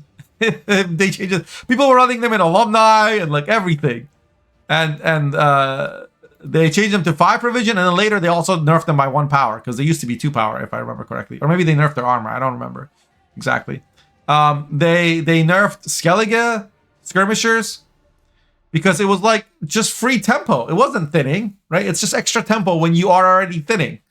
Like thinning should be an investment. Like, hey, I'm playing something that is less tempo than a max tempo card would be because I'm trying to bank up some consistency for future rounds. I'm trading something now, whether I'm not playing control or I'm not playing tempo or engines, just so that I can then have more consistency down the road and have a stronger round 2 and round 3. That should be the purpose of thinning, right? Like it's an investment. But when that investment also gets you $100 check today, that's not an investment. That's a windfall. And Coral is an engine who also now, like on deploy, plays for 13 tempo. 15 if you have stratagem. Fuck off.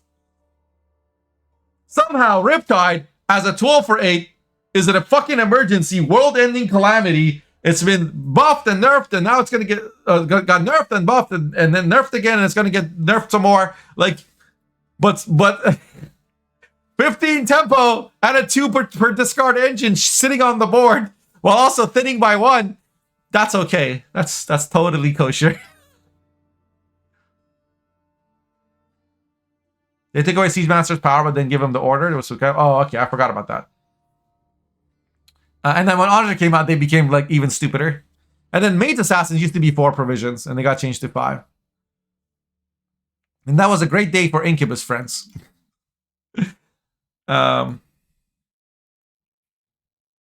Yeah. They said going for the scrap pack has been a bit too obvious for Skellige players, and Skirmisher, similar to Seamounts, is too easily to include for a card that adds so much tempo to a thinning play. We hope that this, like this would also be a, like, you know how we just nerfed the Priestess deck by 2 provisions by nerfing Onagers? Well, this would give them back 2 provisions if you make these guys 4 provisions. And isn't that what's next? Like, they're nerfing all the 4P thinning cards. If according to some people who came here from yesterday in my chat. And he talks about reason why this can draw different conclusions from Gwent's history, but I thought it was interesting to look at patch 10.3 and view of the last. Yeah. And there's some really good discussion in this thread. Anyway, go check it out. Shout out to, who is this? Jim GBR. Like, for some very good context that I think some people might be missing or have forgotten.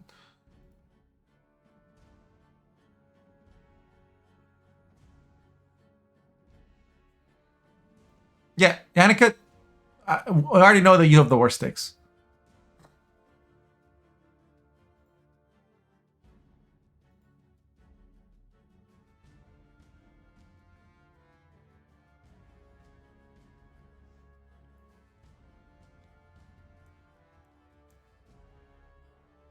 Like, how about when I play Necrad, both Garcanes pop out of the deck, so that monsters can have a fun, thinner interaction also, huh? Any argument that says other factions have, every other faction has X, so this faction should have that too, is inherently like an illogical argument, because you don't play factions in Gwent, you play decks, right? You play archetypes. Factions don't deserve anything.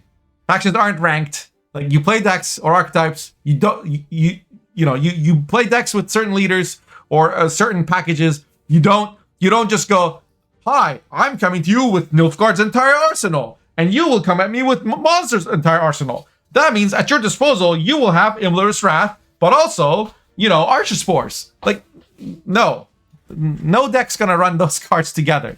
So, like, a faction having a thing is irrelevant if those cards aren't gonna, like, ever be used together.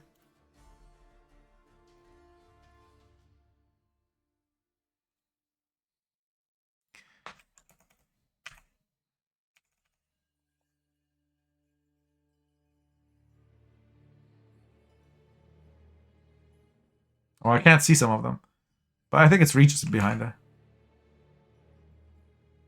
Yeah. Get Werewolf. 100% agree. Nerf. Alpha Werewolf. Werewolf itself is fine, if not for Alpha Werewolf. Yeah. Provision nerf is a good nerf for it. Power nerf wouldn't do anything. Shiru? Is Shiru a problem, though? And also power decrease on Shiru?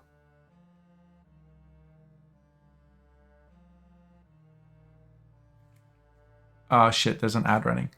Those of you who are still here, what do you think about power nerf on Shiru? Well, Yannick, I find timing you out fun, so let's try that for a change. One person finding something fun doesn't mean it's good. Yeah, the deck around Shiru. Like, I think that the best way to nerf the current dominant ST control pile with Shiru and all that stuff. No, Ray, and I don't care. The best, like, that's what you interrupted me for? Hey, it was for 1 second. And I was demonstrating a point. You think Simless needs a provision there first? That's what I have in my list. But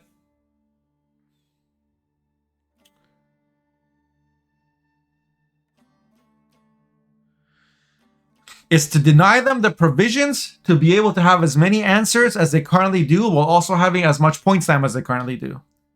So you nerf Workshop by 1 provision each. That's 2 provisions gone for the deck. They can't fit an offering, and they have to cut a Chariot, or they have to cut the 2 backup plans. Like, they just have too many answers, or they have to cut COC.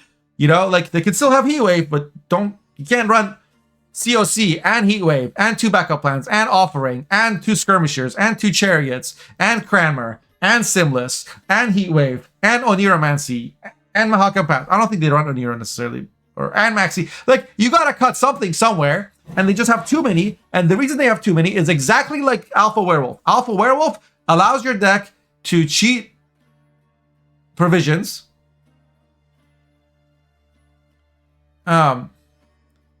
Which, like, lets them stack up on removal and causes a problem, because then they're not paying for all the control they have because they got 4 provisions for free. And the ST deck, it's the same thing. Like, playing Workshops for 12 and 18 points, lets them get away with a lot. And Mahakam Pass, etc. Like, so you just nerf that, and I think that addresses it better than, like, making Sheer 2 power is a huge thing. Like, means Shiro can't ever be used to kill Deadeyes. Well, I guess nowadays mostly they're 4, but like, you know, not every deck is gonna be playing Angus, right? In theory. And like 3/6, not like that would be a buff to Warriors against Shiro because they have a lot of 6s. And then it would be a nerf to like Nilfgaard against Shiro because Nilfgaard has more 5s, right? A lot of, so like right now, Artaud usually comes down as a 5, Vigo is a 5, Vilgefortz is a 5, Stefan is a 5. That's a lot of 5s. Mage Torture is a 5. Like, that's not a change you do lightly, okay? Shiro would be the last knob I turn, especially power. Like, provision, I don't know. Maybe not, right? Because you don't want to kill the Shiro Harmony deck either. This is again, another big problem I have with these competitive players who only see the world in the lens of the narrow current meta. What bothers me this season? What bothered me last season? No, this is an interconnected system with lots of cards and things that don't exist yet that you could be killing accidentally. You are a steward of a garden when you're making balance changes and not trying to react to the meta. Stop trying to react to last season or this season's whatever the fuck annoys you at your MMR. Have a holistic view of what, like, you should have some principles of cards should play for this range based on their provisions. And these things should be, bronzes should be able to do these things, but not these things. Gold should be able to do these things, but, you know, not those other things. Like, sure, like, the same card shouldn't be able to do all 5 of these things. They should only do 2 out of those 5 or 3 out of 5. Like, you need to have consistent rules and principles and apply them across the board to create and then only when like you have no other choice should you like put your finger on the thumb of one card. Like, and when you do, you should sit down and think about all the consequences to all the decks that now or in the future or in the past could or have or would use that card, and all the decks that haven't been created yet that might be created. Like, you might think I'm exaggerating, but like you should at least consider those possibilities. It doesn't mean that like you have to fit all those criteria, but those should be something that weighs on your mind. And to me, changing the power of Shiro is like I don't know, taking a baseball bat to buff out a scratch on a compact disc. Like, I don't know. I can't do analogies. I'm too tired right now. But it could have many other ripple effects. And again, Gabane's doing this like live, and I'm pausing it and I'm thinking about each thing he said. Like, I'm analyzing it to death. Half the time I say something, 30 seconds later he's like, "Oh, no, actually, yeah. Now that I think about it, I don't want to do that." But so don't take this as like me being overly critical. I just want to stress certain points where I see, because I have a slightly different perspective than some of the higher MMR players, where I see a bias. I want to expose that, inform them of it, and maybe they've thought of that and they still have the same conclusion, in which case perfectly fine. But maybe I can point out something they didn't think of before, and in that case, then I feel like I've added value.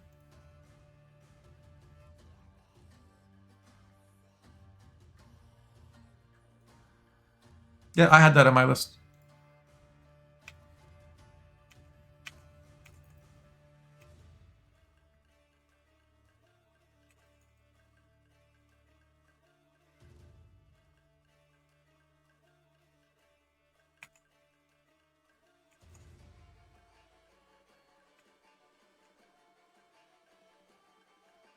Okay, well, he should do those separate videos, maybe.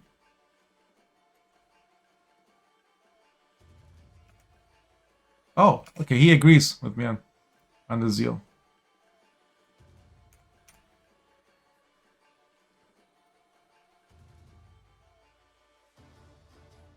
Did the one fire enough do? No, like I said, it didn't do anything. It did nothing. It was the wrong thing to nerf, but everybody reacted to the thing. It's like they killed the messenger. Cranmer's the messenger. Workshop stuck the knife in your back, and Cranmer just told you about it. And they don't get it because it's one step removed, and apparently here I'm gonna get in trouble again. Half of the worldwide Gwent community are penis passengers. I'm sorry, I just couldn't resist.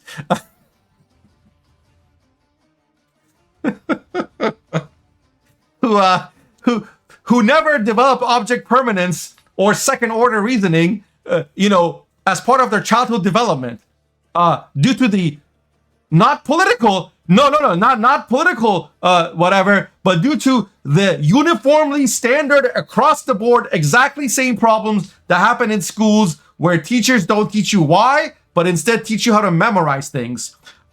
Every person of every country in the universe and all the multiverses has the exact same level of benefit of education, teaching them critical thinking. North Korean kids are told to question everything and question authority. Yes, that is true, because I am wholesome Mushcraft. And North Korean kids always ask, did I just, is what I read in the textbook wrong? They do that just as much as American kids. That is a fact. And if you don't think so, you are a racist supremacist, and Twitch will now ban you for 14 days, as one of my chatters got banned for arguing with one of the trolls in my chat yesterday.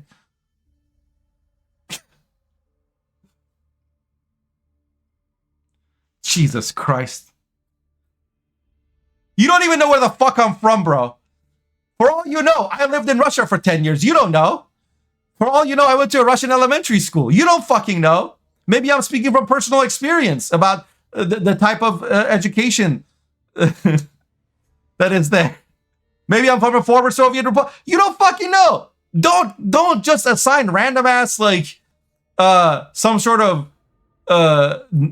nationalist, tribalist nonsense to my words. Just tell me my words are dumb. Like you don't need to call me racist to say you disagree or that I'm wrong or that I'm an idiot. Just say those things. It's fine. Like saying Mosh is an idiot. That's fine. You don't have to make stuff up.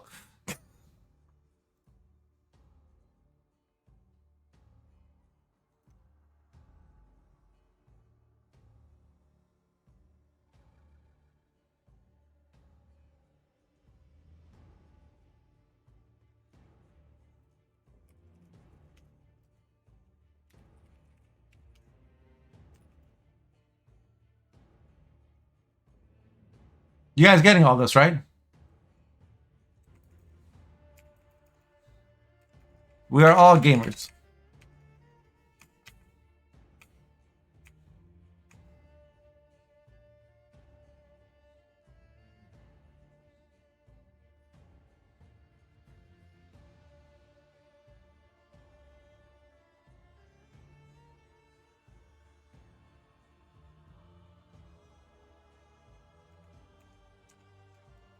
Okay, now we get to his suggestions for me.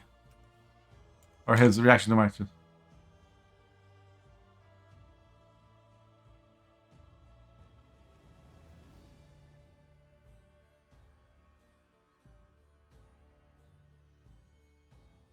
Why?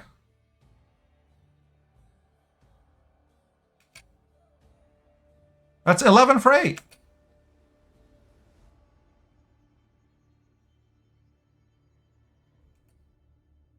I mean, I don't feel strongly about it. I was just trying to find an NG card to buff, so people don't think I'm an NG hater. It's also a soldier buff that isn't a bronze, right? Because I want soldiers to have some tools, some reasons to play golds. Like Vrygef is a good gold, but he's just one card and he's already 6 provisions, so he doesn't make you cut any 5p bronzes from your deck. Like NG soldiers has a problem. Because their power comes from the 5 and 6p bronzes, they have no choice but to put some like 10 provision golds in their deck. And like they have free provisions floating. So they jam War Council and Erendite and or Battle Stations or like Bakala or whatever in their decks. Or they play Renfree and play like the Renfree cards, right? Because there's nothing else to put there. Swears at least procs crossbows. Or if you're playing like an assimilating variant, like Swears can give spying to something. Swears can steal like you can ping something down with crossbows and then Swears can come down and yoink it. Right? You don't have to just rely on Alba for everything. because Alba is bad tempo. This is right. It's 5 tempo, whereas Swears can actually give you an engine. And what's wrong with the gold doing that?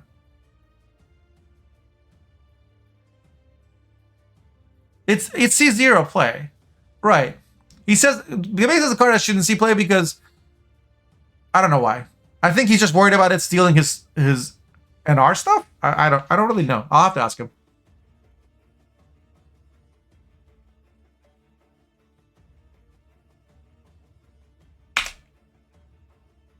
What? You don't think a Purify is useful? You know what this would do? This would help against defenders that you hate. Like Fion. How are you gonna nerf Fion? Make him 10 provisions? What about the Syndicate defender? You're gonna make what about the Skellige one? You gonna make that 6 power? Like, it's so much easier for us to buff 3 or 4 Purifies than it is to nerf like 7 defenders all different ways and then think about balance and just buff Purifies, man. This is a Purify that is an assimilate engine. Buff Diviner, buff Cupbearer, and you make a lot of binary decks fucking appear. I can't even put fucking in there. Buy fucking nary decks disappear. I don't know.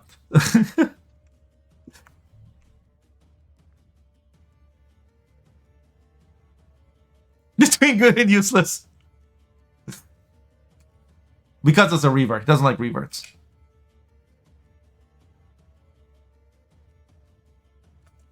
So, if tomorrow I make Heatwave 9 provisions, or Arendite 9 provisions, and it's played in Golden Necker, we shouldn't revert it? Okay.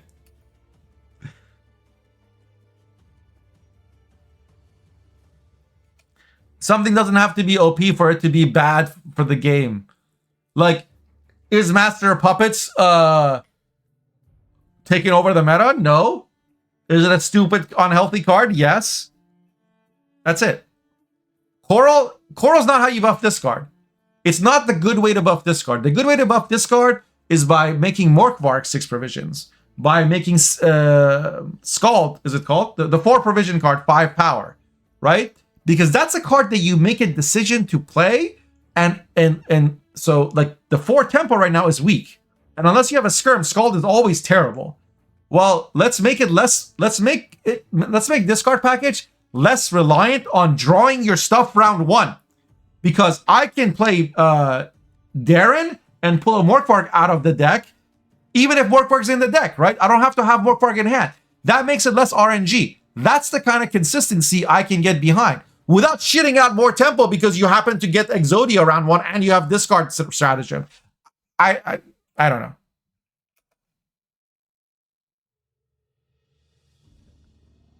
Hey Sam.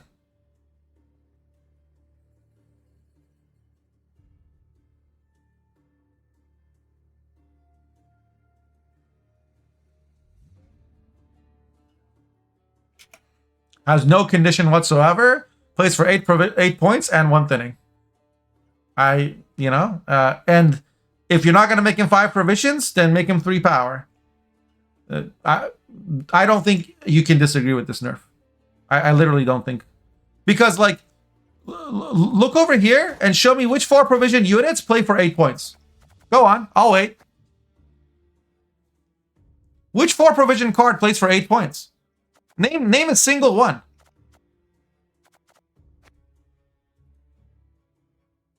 This is 6 minus 4 to do a half poison on something. Or 6 minus, I don't know, however much 4 coins is worth. Probably 6 points, honestly. This isn't even worth it. Here, we'll go to all factions. This plays for 8 points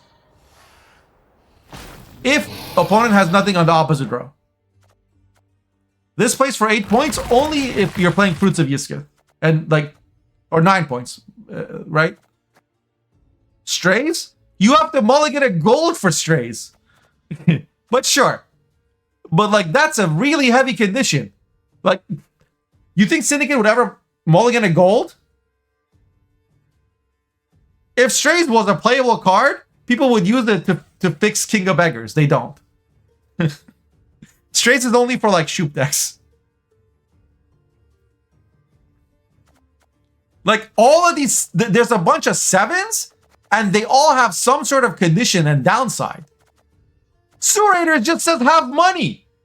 Has you ever played a game of Syndicate where at some point in a round you did not have 4 coins?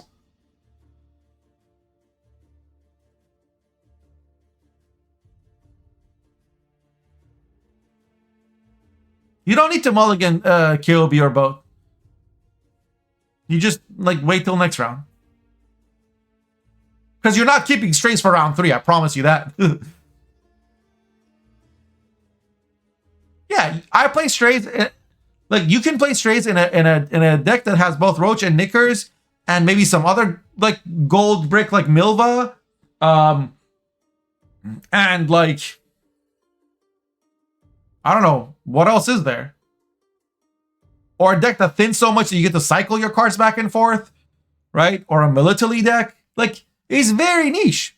Surator goes in every single deck and always plays us 8 points and 1 thinning. Why on earth would I play any other card on this page when I can play something that plays for as much as the ceiling of Fiend plus 1 thinning? A thinning is typically valued at 4 to 7 points. The value of 1 thinning is the difference between your worst, like your average 4P card and the average gold that you would draw instead, right? That's the value of a thinning card. So it can be like 10 points, it can be 4 points, but it's like that's 12 for 4. Like 8 points and 1 thinning is minimum 12 points. Why would I play a 7-point card or a 5-point card, sorry, a 6-point card or whatever when I can play an 8? I'm sorry. No.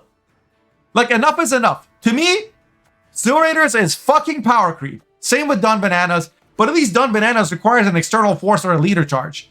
Surator requires nothing. Nothing. Other than having 4 coins, which is a thing you always do anyway. Surator is easier to achieve than Wild Hunt Riders.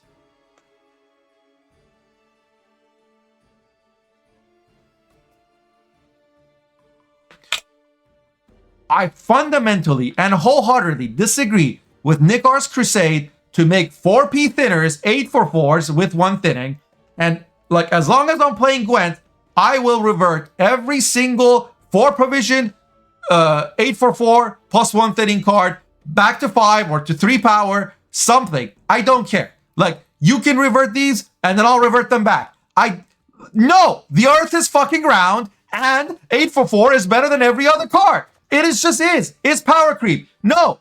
Like 4 provision cards should be competitive with each other. I should have to make a decision. Do I play a Lackey or do I play Surator? No. Like, no. If it's not a decision, then it's a bad change. If it's auto include, it's a bad change.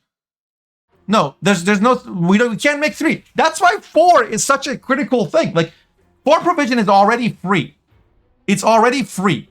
It costs nothing. Like when you're making a deck, okay? When it, like, if you take all the cards out of a deck, in the top right, it tells you 165 or 164 in the case of Precision, right? There's 150 plus whatever you get from leader, and the leaders always give you between like 12 and 17. Okay, so this deck has 164 provisions. You have to have 25 cards. You absolutely have to have 25 cards, right? So and the minimum cost of a card is 4 provisions. So you already lose like. Just subtract the 1, just remove the 1. You have 64 provisions, and you can think of this as 0, 1, 2, 3, 4, 5, 6, 7. And then like, so this is actually a 10 provision card. It's 10 of those 64. So when you put this in your deck, you just used, you see how much of your points you used? You went from 64 to 50. That's... In budgeting, you'd call this discretionary budget, right? The 100 are like entitlements. That's National Defense, Social Security, Medicare. You can't touch it. Then you have 64 points of discretionary budget, and you are allocating 10 of those 64. So a little less than 1/6 of your capital is going into Dana.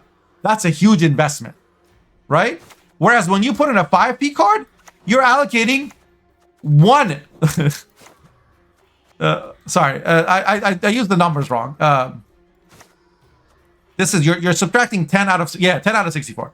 So whereas when you're putting a maxi in your deck, you're using 1/64th of your capital. Does that make sense?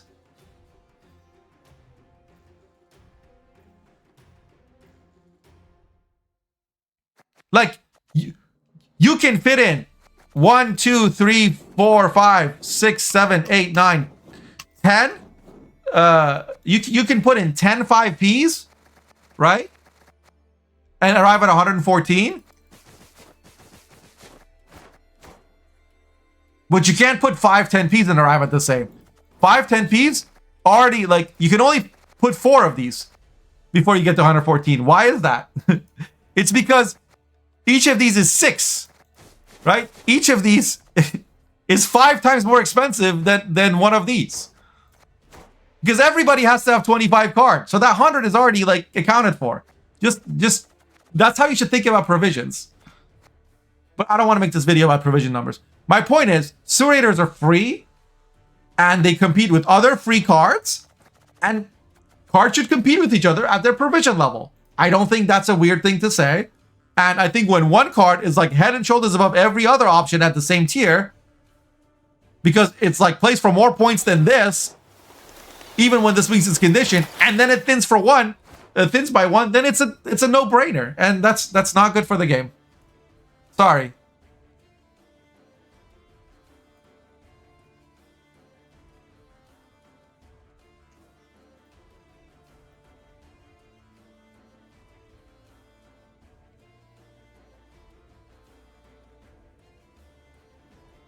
Yeah. And then he gets specific into the why. In this deck, it actually kind of makes them weaker to run all of them, so they're not auto-include. But like, that hyper-specific case does not negate the overall problem. It's an exception to the fact that in the vast majority of cases, they're 8 for 4s plus 1 thinning. So in this one deck, you don't really want to run it because you already have a million other bricks, and that's currently the best deck that people have decided is the best deck, until Maman or somebody makes another version, and then every fucking top 64 Giga Chad wannabe whatever will switch to that, because like only 1 out of 5 of them have ever make decks that become meta. The other 4 out of 5, all they do is they see a good deck, they maybe tweak 1 or 2 cards, and they execute it and play it really well on the ladder. That's what they do. So I don't care.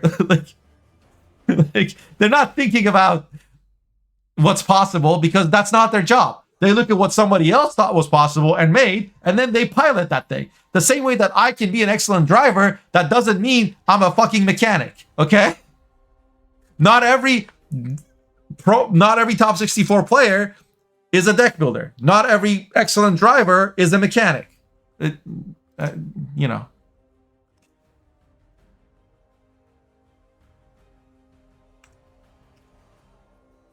Oh no, I might have to mulligan it next round.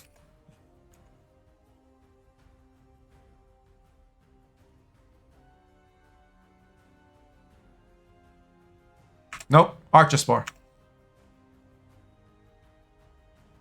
Nope, played an Uprising, instant leader, procs it.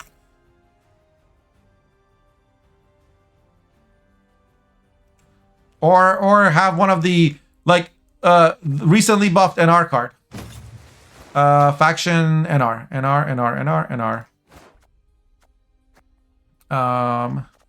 This card.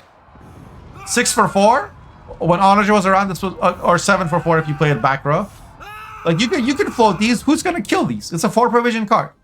Heck, I don't care if you want to buff this to 4 power, whatever. I don't give a shit. Right? If you think NR needs help, make this a 7 for 4. Whatever. Like, what are you gonna do? Kill every one of these? Like that you play in Uprising? Like, buff Visigothia. I don't care. Like, you also have cards that boost like Knight Errant and Temerian Drummers and Anna. Like, and what's your opponent gonna do? Like, kill the Dun Banner? What if you're a Foltest deck and you just draw Foltest next to it? And now all they've done is like waste removal on it. This buffs. Like, this can buff, but with grace, like this can boost, this can boost. Like, I'm just jealous because like Monsters doesn't have really any ways to boost allied cards, and R has like 1 million of them, and so to somehow say that like this is the hardest blah blah blah, no.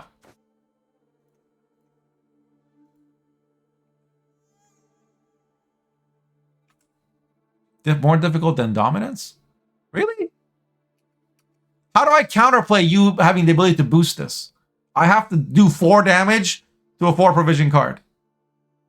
Why would I nerf Bananas? Because they should never have been buffed. Because with Foltest, it's stupid. It's basically auto jump out of the deck commandos.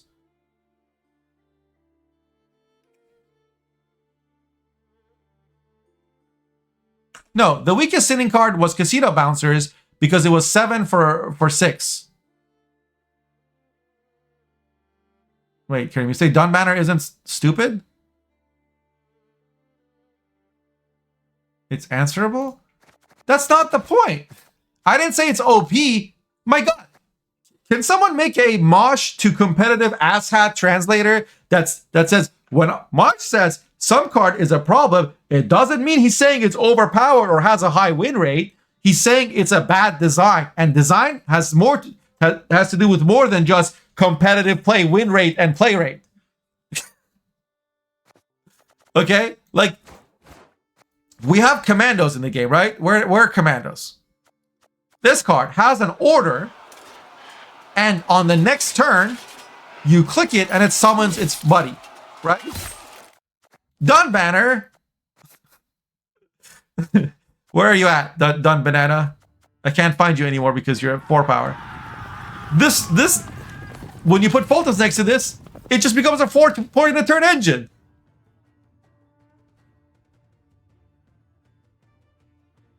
Has a ceiling? It has the same ceiling as Commandos did. Like, what's the difference?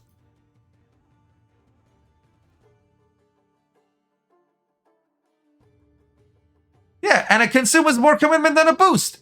Because it consumes a whole other card. No, 1 charge of 1 4P card. It was only 1 point, and no one played it? Because why play that when you can play the one with the higher ceiling? But now they both have the same ceiling, so why play the other one? It's just as dumb as before.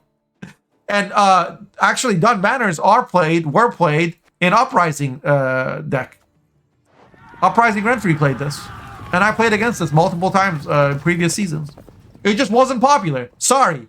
It wasn't played in the tournament scene. Sorry. That not every card has to be playable in the tournament scene. Like, you make this playable in like hyper competitive tryhard open deck list tournament decks, it becomes a cheese fest, binary ass, dumb, annoying deck for ranks 1 through 75. Not every card is for every tier of play. And you want to buff NR consistency, there's a million other levers to hit, and this isn't the good one to do because this has unintended consequences. Touch one of the ones that doesn't have an unintended consequence. That's my point. Dun Banner Foltest is basically released ethereal but better, and we know how busted up. Like, I've played against this on ladder. You haven't, but it's there. Just because something, like, it's like saying, I've never had an accident, so why do we need seatbelts? Well, I mean, I don't know what to say to that. You're not everyone through all time and space. Other people and times exist. And other changes will happen, and we shouldn't make stupid changes. And I am now on a crusade to tell you guys that if you're just gonna keep making changes without thinking about the ramifications, I'm gonna keep on doing them. Sorry, like, tough titties, you know? Like, either think about changes or touch things that don't. And it's not like we're running out of cards to buff. Holy shit, really? Like, first of all, what did this accomplish, making this 4 power? Is there been a sudden explosion of creativity amongst Uprising decks? Because this is the... No, it didn't do anything. It's like, what it is somebody thought they sounded clever, or that it was neat to take all the 4 provision thinner, all the 5 provision thinners, or all the thinners in the game and buff them. And if they were 5, make them 4p. And if they were already 4p, well then buff them by power, because we should buff all of them, and then it will be fair, because no one can complain if you buff every single factions cards, because that's not how it works. That's like giving your diabetic kid and your non-diabetic kid the same amount of ice cream and saying that I'm not guilty of child abuse because I gave both of my children the same. They're not the same. Factions are not the same. Thinners are not the same. Like, if you make crows 4 provisions, I fucking quit. What? Like, no one's... crows aren't that common. It's not very strong. Like, it wasn't. No one was playing them until Imagawa made a deck and had a good... To clarify, he had a good LEI, which showed up on GwentData.com, which made people like Shinmir and others notice, because he achieved 2565 with a high win percent and a low number of games, and so therefore people took it seriously and then played it. And then I had people in my chat complaining about that brain dead crow spam deck, crow abuse. Oh, crows are OP, crows are this. They haven't changed in 3 fucking months. So just because you haven't seen done banners this past week since they got buffed doesn't mean they're not going to be a problem down the fucking road.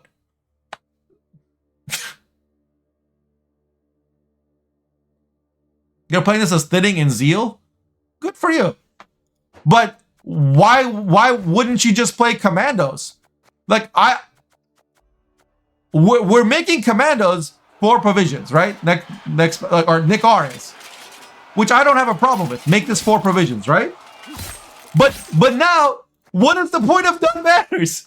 Or what is the point of either? Like, what are we just gonna... We're gonna spend 2 fucking buff slots on 2 NR cards over 2 months that do the exact same thing and cost the same and have the same power? Really?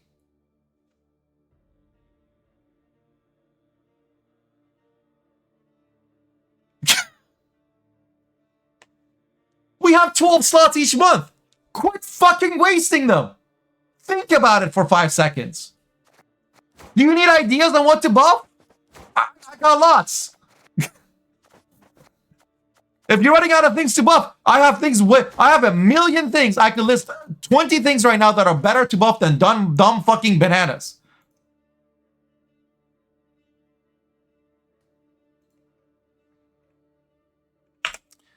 Plunder is different. Plunder is there to fix a design problem. See, this is what I'm talking about. This is a perfect example of people applying surface level logic to something without understanding the systemic effects at play. Plunder is a symptom of a problem. What's the problem? CDPR overcosted spenders. Why? I don't know. Their mothers didn't love them. But for whatever reason, consume cards and spenders have been 4 for 4s and 5 for 5s for eons, right? Or like 6 for 5s at best, right? Like, look at consume cards and monsters. This is a 5 for 5. This is a 5 for 5. This is a 4 for 5, but it has a death wish, so it's a bit weird. Because then it becomes like 8 points. This is an 8 for 5, and it's auto-including every death wish check. It has been ever since it got buffed to 8. Like, instantly, right? That's it.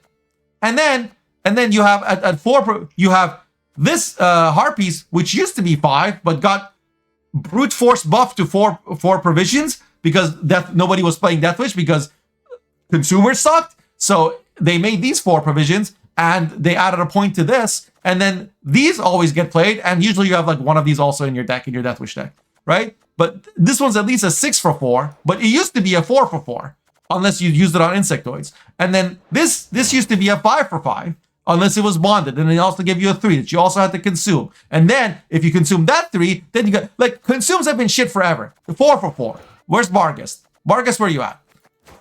5 for fucking 5. 6 for fucking 6. Okay? I'm gonna stop saying this. Consumes have been shit forever. They're overcosted. The same thing is true of Syndicate. If you look at spenders, cards with a fee, this is like 2 and 3 coins, so 5 for 4, right? This was a good one because it got reworked, and this one also got like made OP because it now spends on a 2 for 1 rate. But like most of the other ones, This was a 1-for-1 spender and a 4-for-4. This is a sometimes 3-for-2 and also a 4-for-4. And this still got no play, right? And like, basically, Eventide Plunder gives you a spender, and it gives you a choice of 3, because sometimes you may want this and sometimes you may want this. But like, so you give up some predictability in exchange for in the moment flexibility. So it fixes a hole in the faction. The same way that Toad fixes a hole in Death Wish. Like, if you look at Toad and say, this is 8-for-5, half of which is carryover, and it's 2 consumes, you're like, holy shit, that's OP. That's basically K-Rat. Right? K-Rat is 6 and 3 consumes. Toad is 8 and 2 consumes, half of which is carryover. And it lets you play a Death Wish unit and consume it in the same turn. That's insane. That's basically like fucking Weavis Incantation territory. Yeah, Toad is OP, right? But if you remove this, the whole fucking archetype falls apart because it was badly designed. It's the same thing with Syndicate. If you nerf Eventide Plunder because of your brain-dead, moronic, idiotic, asinine, incomprehensible, fucking retarded-ass decision, sorry for using the R word, to make Casino Bounces 4P, like, and then you decide, oh, in order to admit that instead of admitting that I fucked up, I'm gonna nerf this to 5P, you will have ruined the faction. The best thing to happen in like the last 2 years to Syndicate was them getting a flexible spender. It made it so coins were actually like fairly easily translatable to points. And so a good player could bank on things and capitalize on that and bank coins or extend reach or whatever. And say what you will about that. That has given Syndicate a very distinct identity and playstyle that is different from others and serves as a counterbalance to like Swarky Tempo decks and like Erendite decks and Golden Necker decks. Like, I played Syndicate to 2550 when Golden Necker was dominant. Devotion Syndicate. Why? Because I let them get their tempo and I saved my coins. Like, I got coached by good players. Like, it's cool. We have a faction that can fight fire with like potato beans, and like, let's not ruin that. Yeah, just because you decide to masturbate furiously to the idea of I will make all the thinners less costly or more powerful so that the game will be less RNG. It's not that simple. That like thinking like that requires a tremendous amount of disrespect for all the people that came before you. The things that they didn't think of that. Guys, did you know we could just buff every card by 1 provision or 1 power, and the game would be consistent, and everyone would have fun and love it, and faction identity would be preserved, and there'd be no problems or no unintended consequence. No, it's not like that.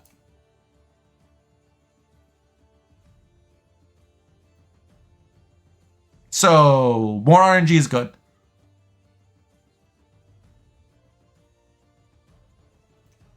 So you hated it, and then after a week of copium, now you're like, this thing that I hate, I don't hate it as much anymore because your body got used to the boiling water.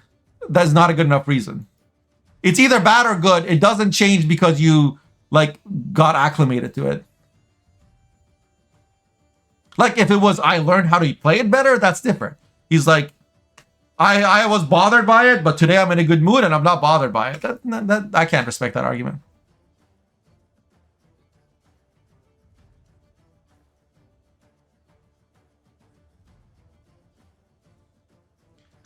The deck isn't good doesn't mean the cards deserve the buff.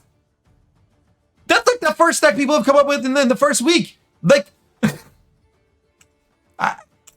this video is getting too long. I don't need to harp on that. I think I've made my point clear about, like, just because a deck hasn't emerged that abuses something that is, like, above the curve or just bad design, like rewarding people for having stuff in their hand round 1 and deciding the outcome of, like, just granting them round control because they got lucky, isn't good. Like, just because you haven't suffered from that, from the consequences of that, does not mean it's not a bad thing. That's like having a hole in your roof, but because it hasn't rained this month, you say that's not a problem. There's still a fucking hole in the roof.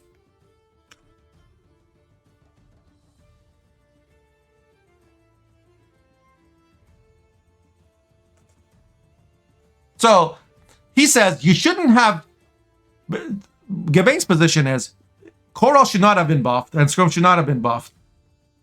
Those were bad changes, and I thought they would be bad changes, but after having played this season, the meta's, I'm having fun and the meta doesn't bother me. And these cards I haven't played against any decks where I felt like these cards were the reason of my lack of enjoyment of like the reason I didn't enjoy the game. And so therefore we shouldn't fix the hole in the roof because it hasn't rained this month.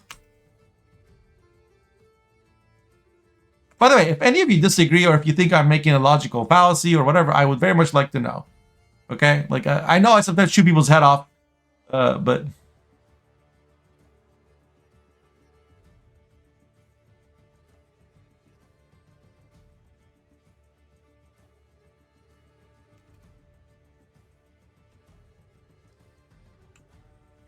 I hate power creep, and I hate making changes for the wrong reasons.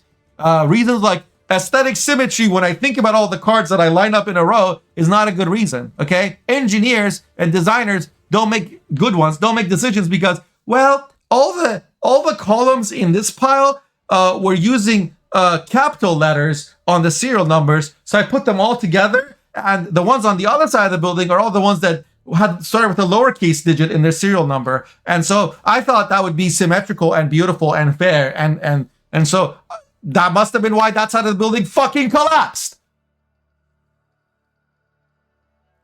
I'm not against these theaters being 4P, but they should be 3 power.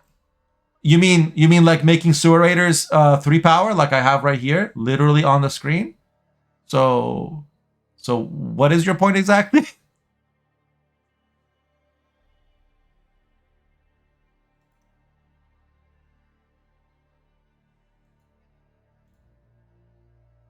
Punching a hole in the wall is bad, but fixing the hole is also automatically bad. Got it. Oh, okay. Sorry, I'm worked up, Kamo. No, bouncers should not be 4P. It fucks up event type. They're not a spender. And there should be some difference between sewer raiders and casino bouncers. Like if sewer raiders are if we make sewer raiders 5 for 5, 5 provision, 5 power, they would become 10 for 6, which is the same as a sergeant. It would be a sergeant plus 1 thinning. That's bad. Casino bouncers would become 9 for 6 because you have to pay 1 coin to summon the other one, right? That would be a 9 for 6. That's good. You see the difference? 10 for 6, too strong. 9 for 6. Also, the condition of sewer raiders is trivial. Casino bouncers, like, you have to pay. That coin goes away, never comes back. It's not a condition that you have to meet at one instant in the game and then you can still spend the coins. That coin is gone. It's almost like I thought about this for more than 5 seconds. Okay? It's almost like I considered which one should go to 3 power and which one should go to 5 provisions. Holy shit! An influencer, a content creator who has opinions, actually thought about them instead of just shitting them out live on stream and just putting them in there and then changing his mind halfway through and then getting upset when somebody calls those choices idiotic and then starting a race war. T_E Magawa just traded with 33 viewers. Yo, Imagawa, thank you so much for the raid, man. Welcome. I once again apologize for cheesing you with my triple Kiki deck. It was an unfair game. Yeah, definitely always do the opposite of what PG says.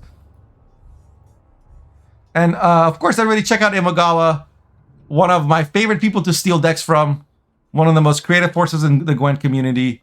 If you're not watching their streams, you're missing out. Also, unironically, the most handsome Gwent streamer currently active. You can cheese me back? Yes, go ahead. We're wrapping this up, then you can cheese me if you want.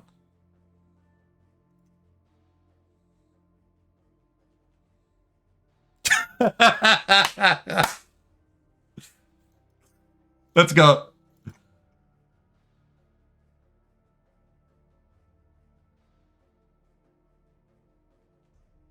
Ooh.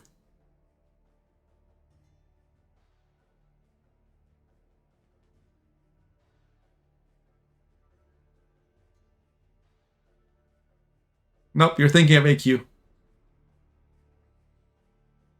No, you're thinking of PMP. You know, Letitia, actually, Kat, let's do a poll. Which is okay. I want to phrase this impartially. Which card best or is closest to your idea of worst design of all time?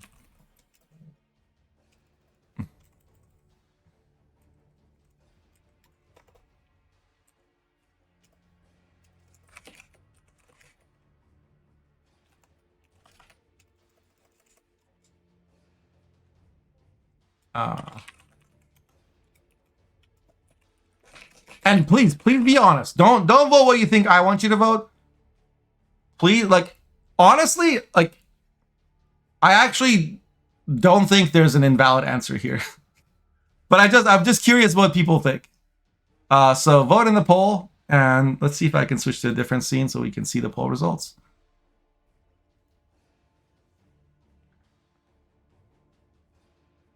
And just off those two cards, I'm sorry.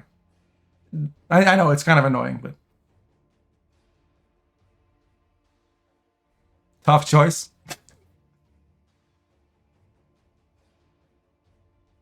Thank you, Magava. You have a great day as well.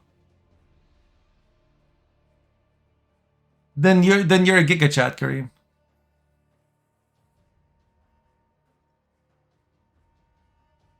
People really hate Sabbath. But the thing is, like, Letitia is so rare. Well, people remember playing in Sabbath this season. Most people haven't faced Letitia this season. Okay.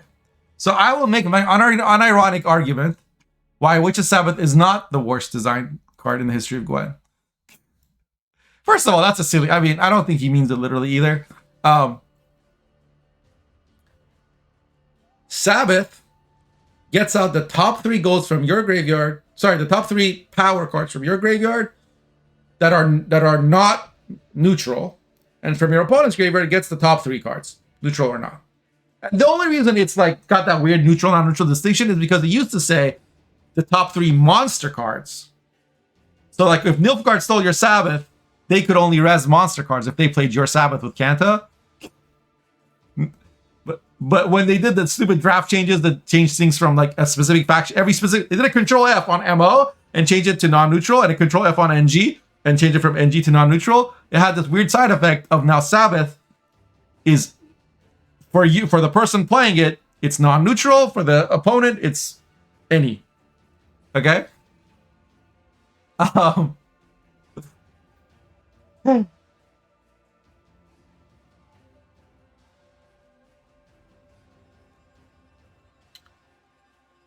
Sabbath loses you a turn at tempo in chess parlance because you use your turn up, and as a result, you get 3 cards, he gets 3 cards, but then he gets to act first, right? So you're giving, like, so usually a turn, like around 3 turn, which is when you would want to play Sabbath, is worth like 7 to 10 points minimum, right? Like, especially like for a 10 provision card you play in round 3, you want to get like 15 points out of it. Followed. So if your Sabbath is giving you 3 10s and it's giving him a 7, a 6, and a 5, it didn't pay for itself. You got 30, he got 18, and you pay 10 provisions for that. That could have been a heat wave.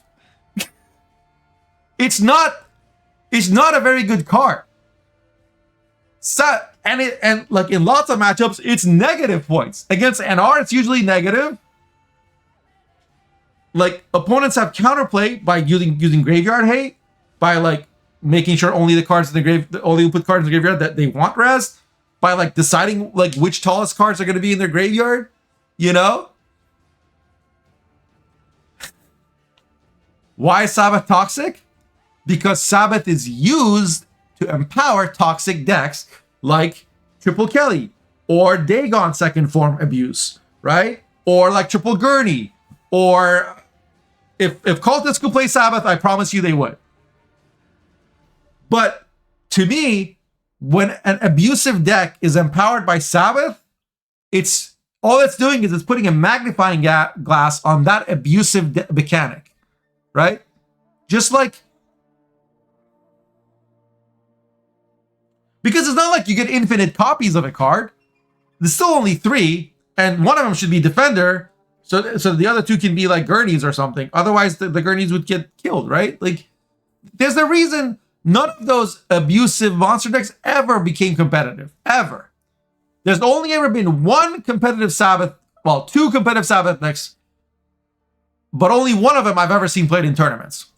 The first competitive Sabbath deck that I know of was Maman's Vampires. Right after the Vampires got reworked, it was right around when Milva was released and Regis was released, and Vampires were one of the only decks that could actually stand. It's not a brick, but it's something. It can be. There's a lot of mind games that go into the Sabbath Mirror, Kareem. I don't want to get into that right now. I think that's a more advanced topic, and I don't think Gabane wants to hear it. There have only been 2 what I consider competitive Sabbath decks ever in the history of Gwent since Sabbath was released, and only one of them I ever recalled seeing in tournaments. That deck, the first one was Maman's deck, where he would play Fletters and Unseen Elder or Defender or Oriana or whatever. I can make the deck from memory right now because I studied Maman's VODs a lot to understand how he was winning with it, because I wasn't working for me. And like I learned that was that process of like watching him play and then going to my game and then watching his VOD again and playing another game back and forth is when I started to appreciate a lot of the complexity and like just cleverness or just creative thinking that Maman did, like in the way that he would win, like he would like just get so much value out of a fucking Drowner and a Bruxa. And I did like that deck had She Who Knows, big, the Vampire Regis, Defender, Unseen Elder, Oriana, 2 Necrorats, 2 Fletters, 1 or 2 Megascopes, 2 Undying Thirst with the 6 power, 6 bleed, 2 Feast of Bloods, which are 3 damage, Purify, and 3 bleed. I think 1 Incubus and the 8 Provision Tutor, a Spore,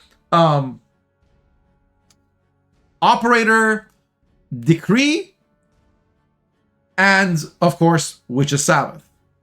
That's it. That's all the provisions. You can make that deck right now based on what I said. I'm pretty sure I got all the cards. No Alps. Especially, and I had a little interaction with that. And how did they do, Valstrius? They lost every fucking game. They got laughed at for bringing that. Somebody lippied the... somebody didn't even realize they could lippy to deny it. And still won. Or no, somebody did lippy deny them. It doesn't matter. That Sabbath deck was like around for a while, for a season. I don't think I remember seeing it in any tournaments. And it, as people learn how to deal with it, it lost favor. This is around when King of Beggars Jackpot was like a dominant deck. So you're saying the deck had counters, and it got countered, and didn't win anything. Cool. To me, it's no different than Reavers or Cultists or NR Knights or Harmony or Assimilate or any other deck out there. Except it's less good and less resilient and more weak to counters. The other Sabbath deck that for a while was actually unironically legitimately played in tournaments was AQ Sabbath. It was Trusky's deck with Triple Eater, AQ. It was primarily a blue coin deck because Urn of Shadows is a busted dumbass card. It's the only reason Death Wish is even a deck in competitive, and it's why like it's so painful to play those decks from red coin, and from blue coin it's like sometimes feels unfair. Because if your opponent didn't draw a Heat Wave to answer the Defender, you just drop like the AQ and you click the Urn in the same turn, and now you have 2 Defenders and an AQ, and it's just nonsense. Okay. But even that deck, which was a very high skill deck to play, right, had a million lines and a million different, like, when do you play Glusty? When do you play Hive Mind? Like, blah, blah. Even that, they got like a 25% win rate in World Masters. Like, people figured it out. They stayed in round 1. They punished it. Because they wasted 10 provisions on Witch and Sabbath. And because Sabbath is abusable. Now, it seems to have caused a lot of players a lot of grief. In the same way that, like, Cog caused a lot of players a lot of grief. So you could argue that it's a toxic card for that reason, right? Okay, fine. I'm not married to it. Like, Sabbath isn't, like, what I love to play. I like playing engine decks, and one of the ways I got to play engine decks was to res my defender, because otherwise everything I played just fucking got killed, and that's it. I got punished for not playing mid-range boring point slam decks, and I don't like playing mid-range boring point slam decks. And Sabbath is one way you can avoid that. But, like, you just said, like, Coral shouldn't be nerfed because it's not strong, blah, blah, blah, this isn't blah, blah, blah. Well, neither is Sabbath.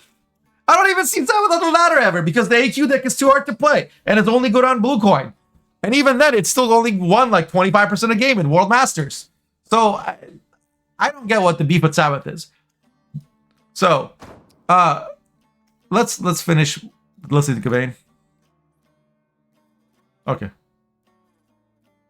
Okay, that's it. I think that's the end of his commentary. So I'll show you my current balance council. And honestly, I couldn't care less. Like, my abusive Sabbath deck can play this already. I just beat Iwagawa with it today with Triple Kiki. I beat Kareem the other day. He was playing a Nilfgaard.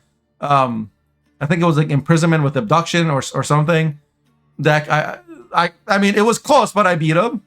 So my decisions mattered. His mattered as well. Like, my draws mattered. He didn't have a good Taurus target. But like those shitty ass decks are gonna play it with like Kelly Dagon decks can easily afford 1 provision. That didn't do anything. And you could do the Temple thing on this card, but this has never been as good as Temple. So like, yeah, if you make it 13 provisions, no one will play it. Sure, you could do that, but it's unnecessary. Right? And right now in my list, this is a placeholder until I come up with something better that like, and I have lots of suggestions. I'm putting this here for now because the people who nerfed it shouldn't have done it. It is not played in pro rank. Honest to God, Kareem, you played some Gwent today, right? Tell me, how many games roughly, ballpark, like order of magnitude closeness, games of Gwent did you play today? Was it less than 10, between 10 and 20, 20 to 30? Was it like 5? How many games of Gwent did you play? Or anybody else? Anyone who knows how many games of Gwent they played today? I'll pull up my profile, okay?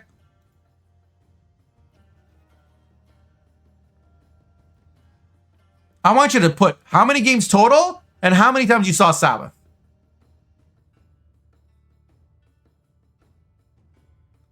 Jenica saw 2 Sabbaths from 20 games. And what rank are you?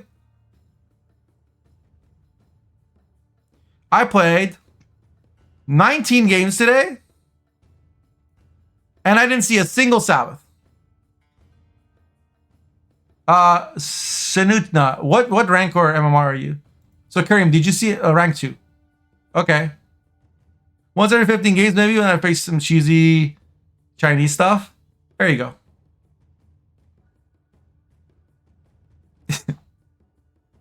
Kareem is 0 and 16. I'm 0 and 19. Yeah.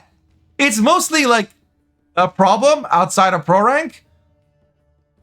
And because people don't know how to play against it. That's it. So, you want to nerf a card because it punishes bad players? I say no. That's not a good reason.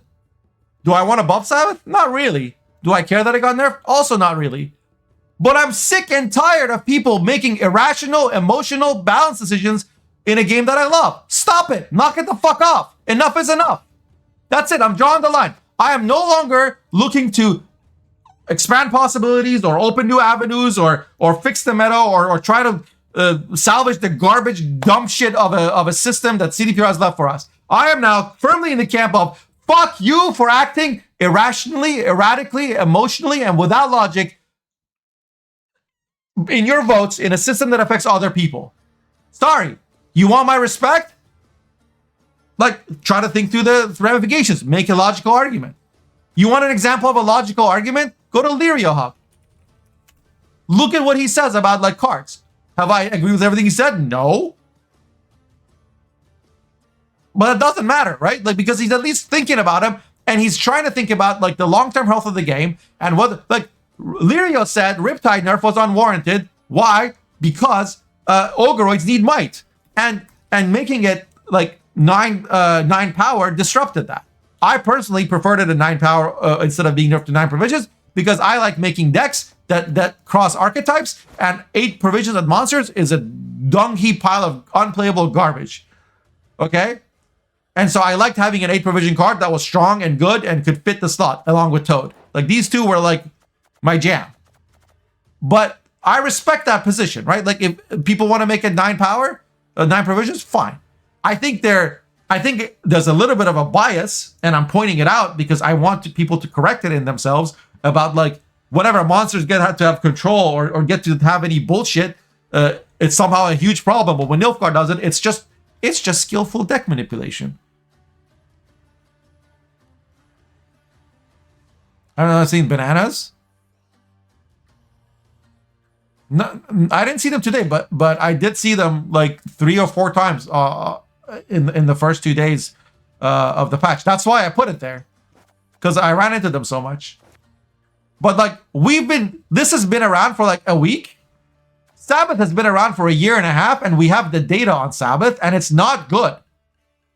There has never been a tournament where a Sabbath deck did well. Banana, it's this card. Or a vamp, I don't know.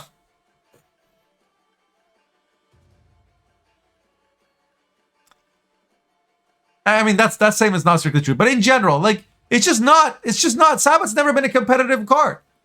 It's just a card that works on bad players or unaware. It works on surprise value. Is it annoying? Yeah. Will a provision nerf fix it? No, it won't. So stop wasting your fucking time on this. If you're gonna waste your time, I'm gonna waste your time right back. Because you don't understand the language of graciousness and like letting it go and like, oh, I'll just focus on something else that might be bountiful. No, it doesn't stop. People don't fucking stop. Primarily, people who should have the responsibility and thoughtfulness to not suggest dumb, idiotic, zero impact changes that nerf decks that don't have a good win rate or high play rate anyway. When there's a million other things we could be doing right here.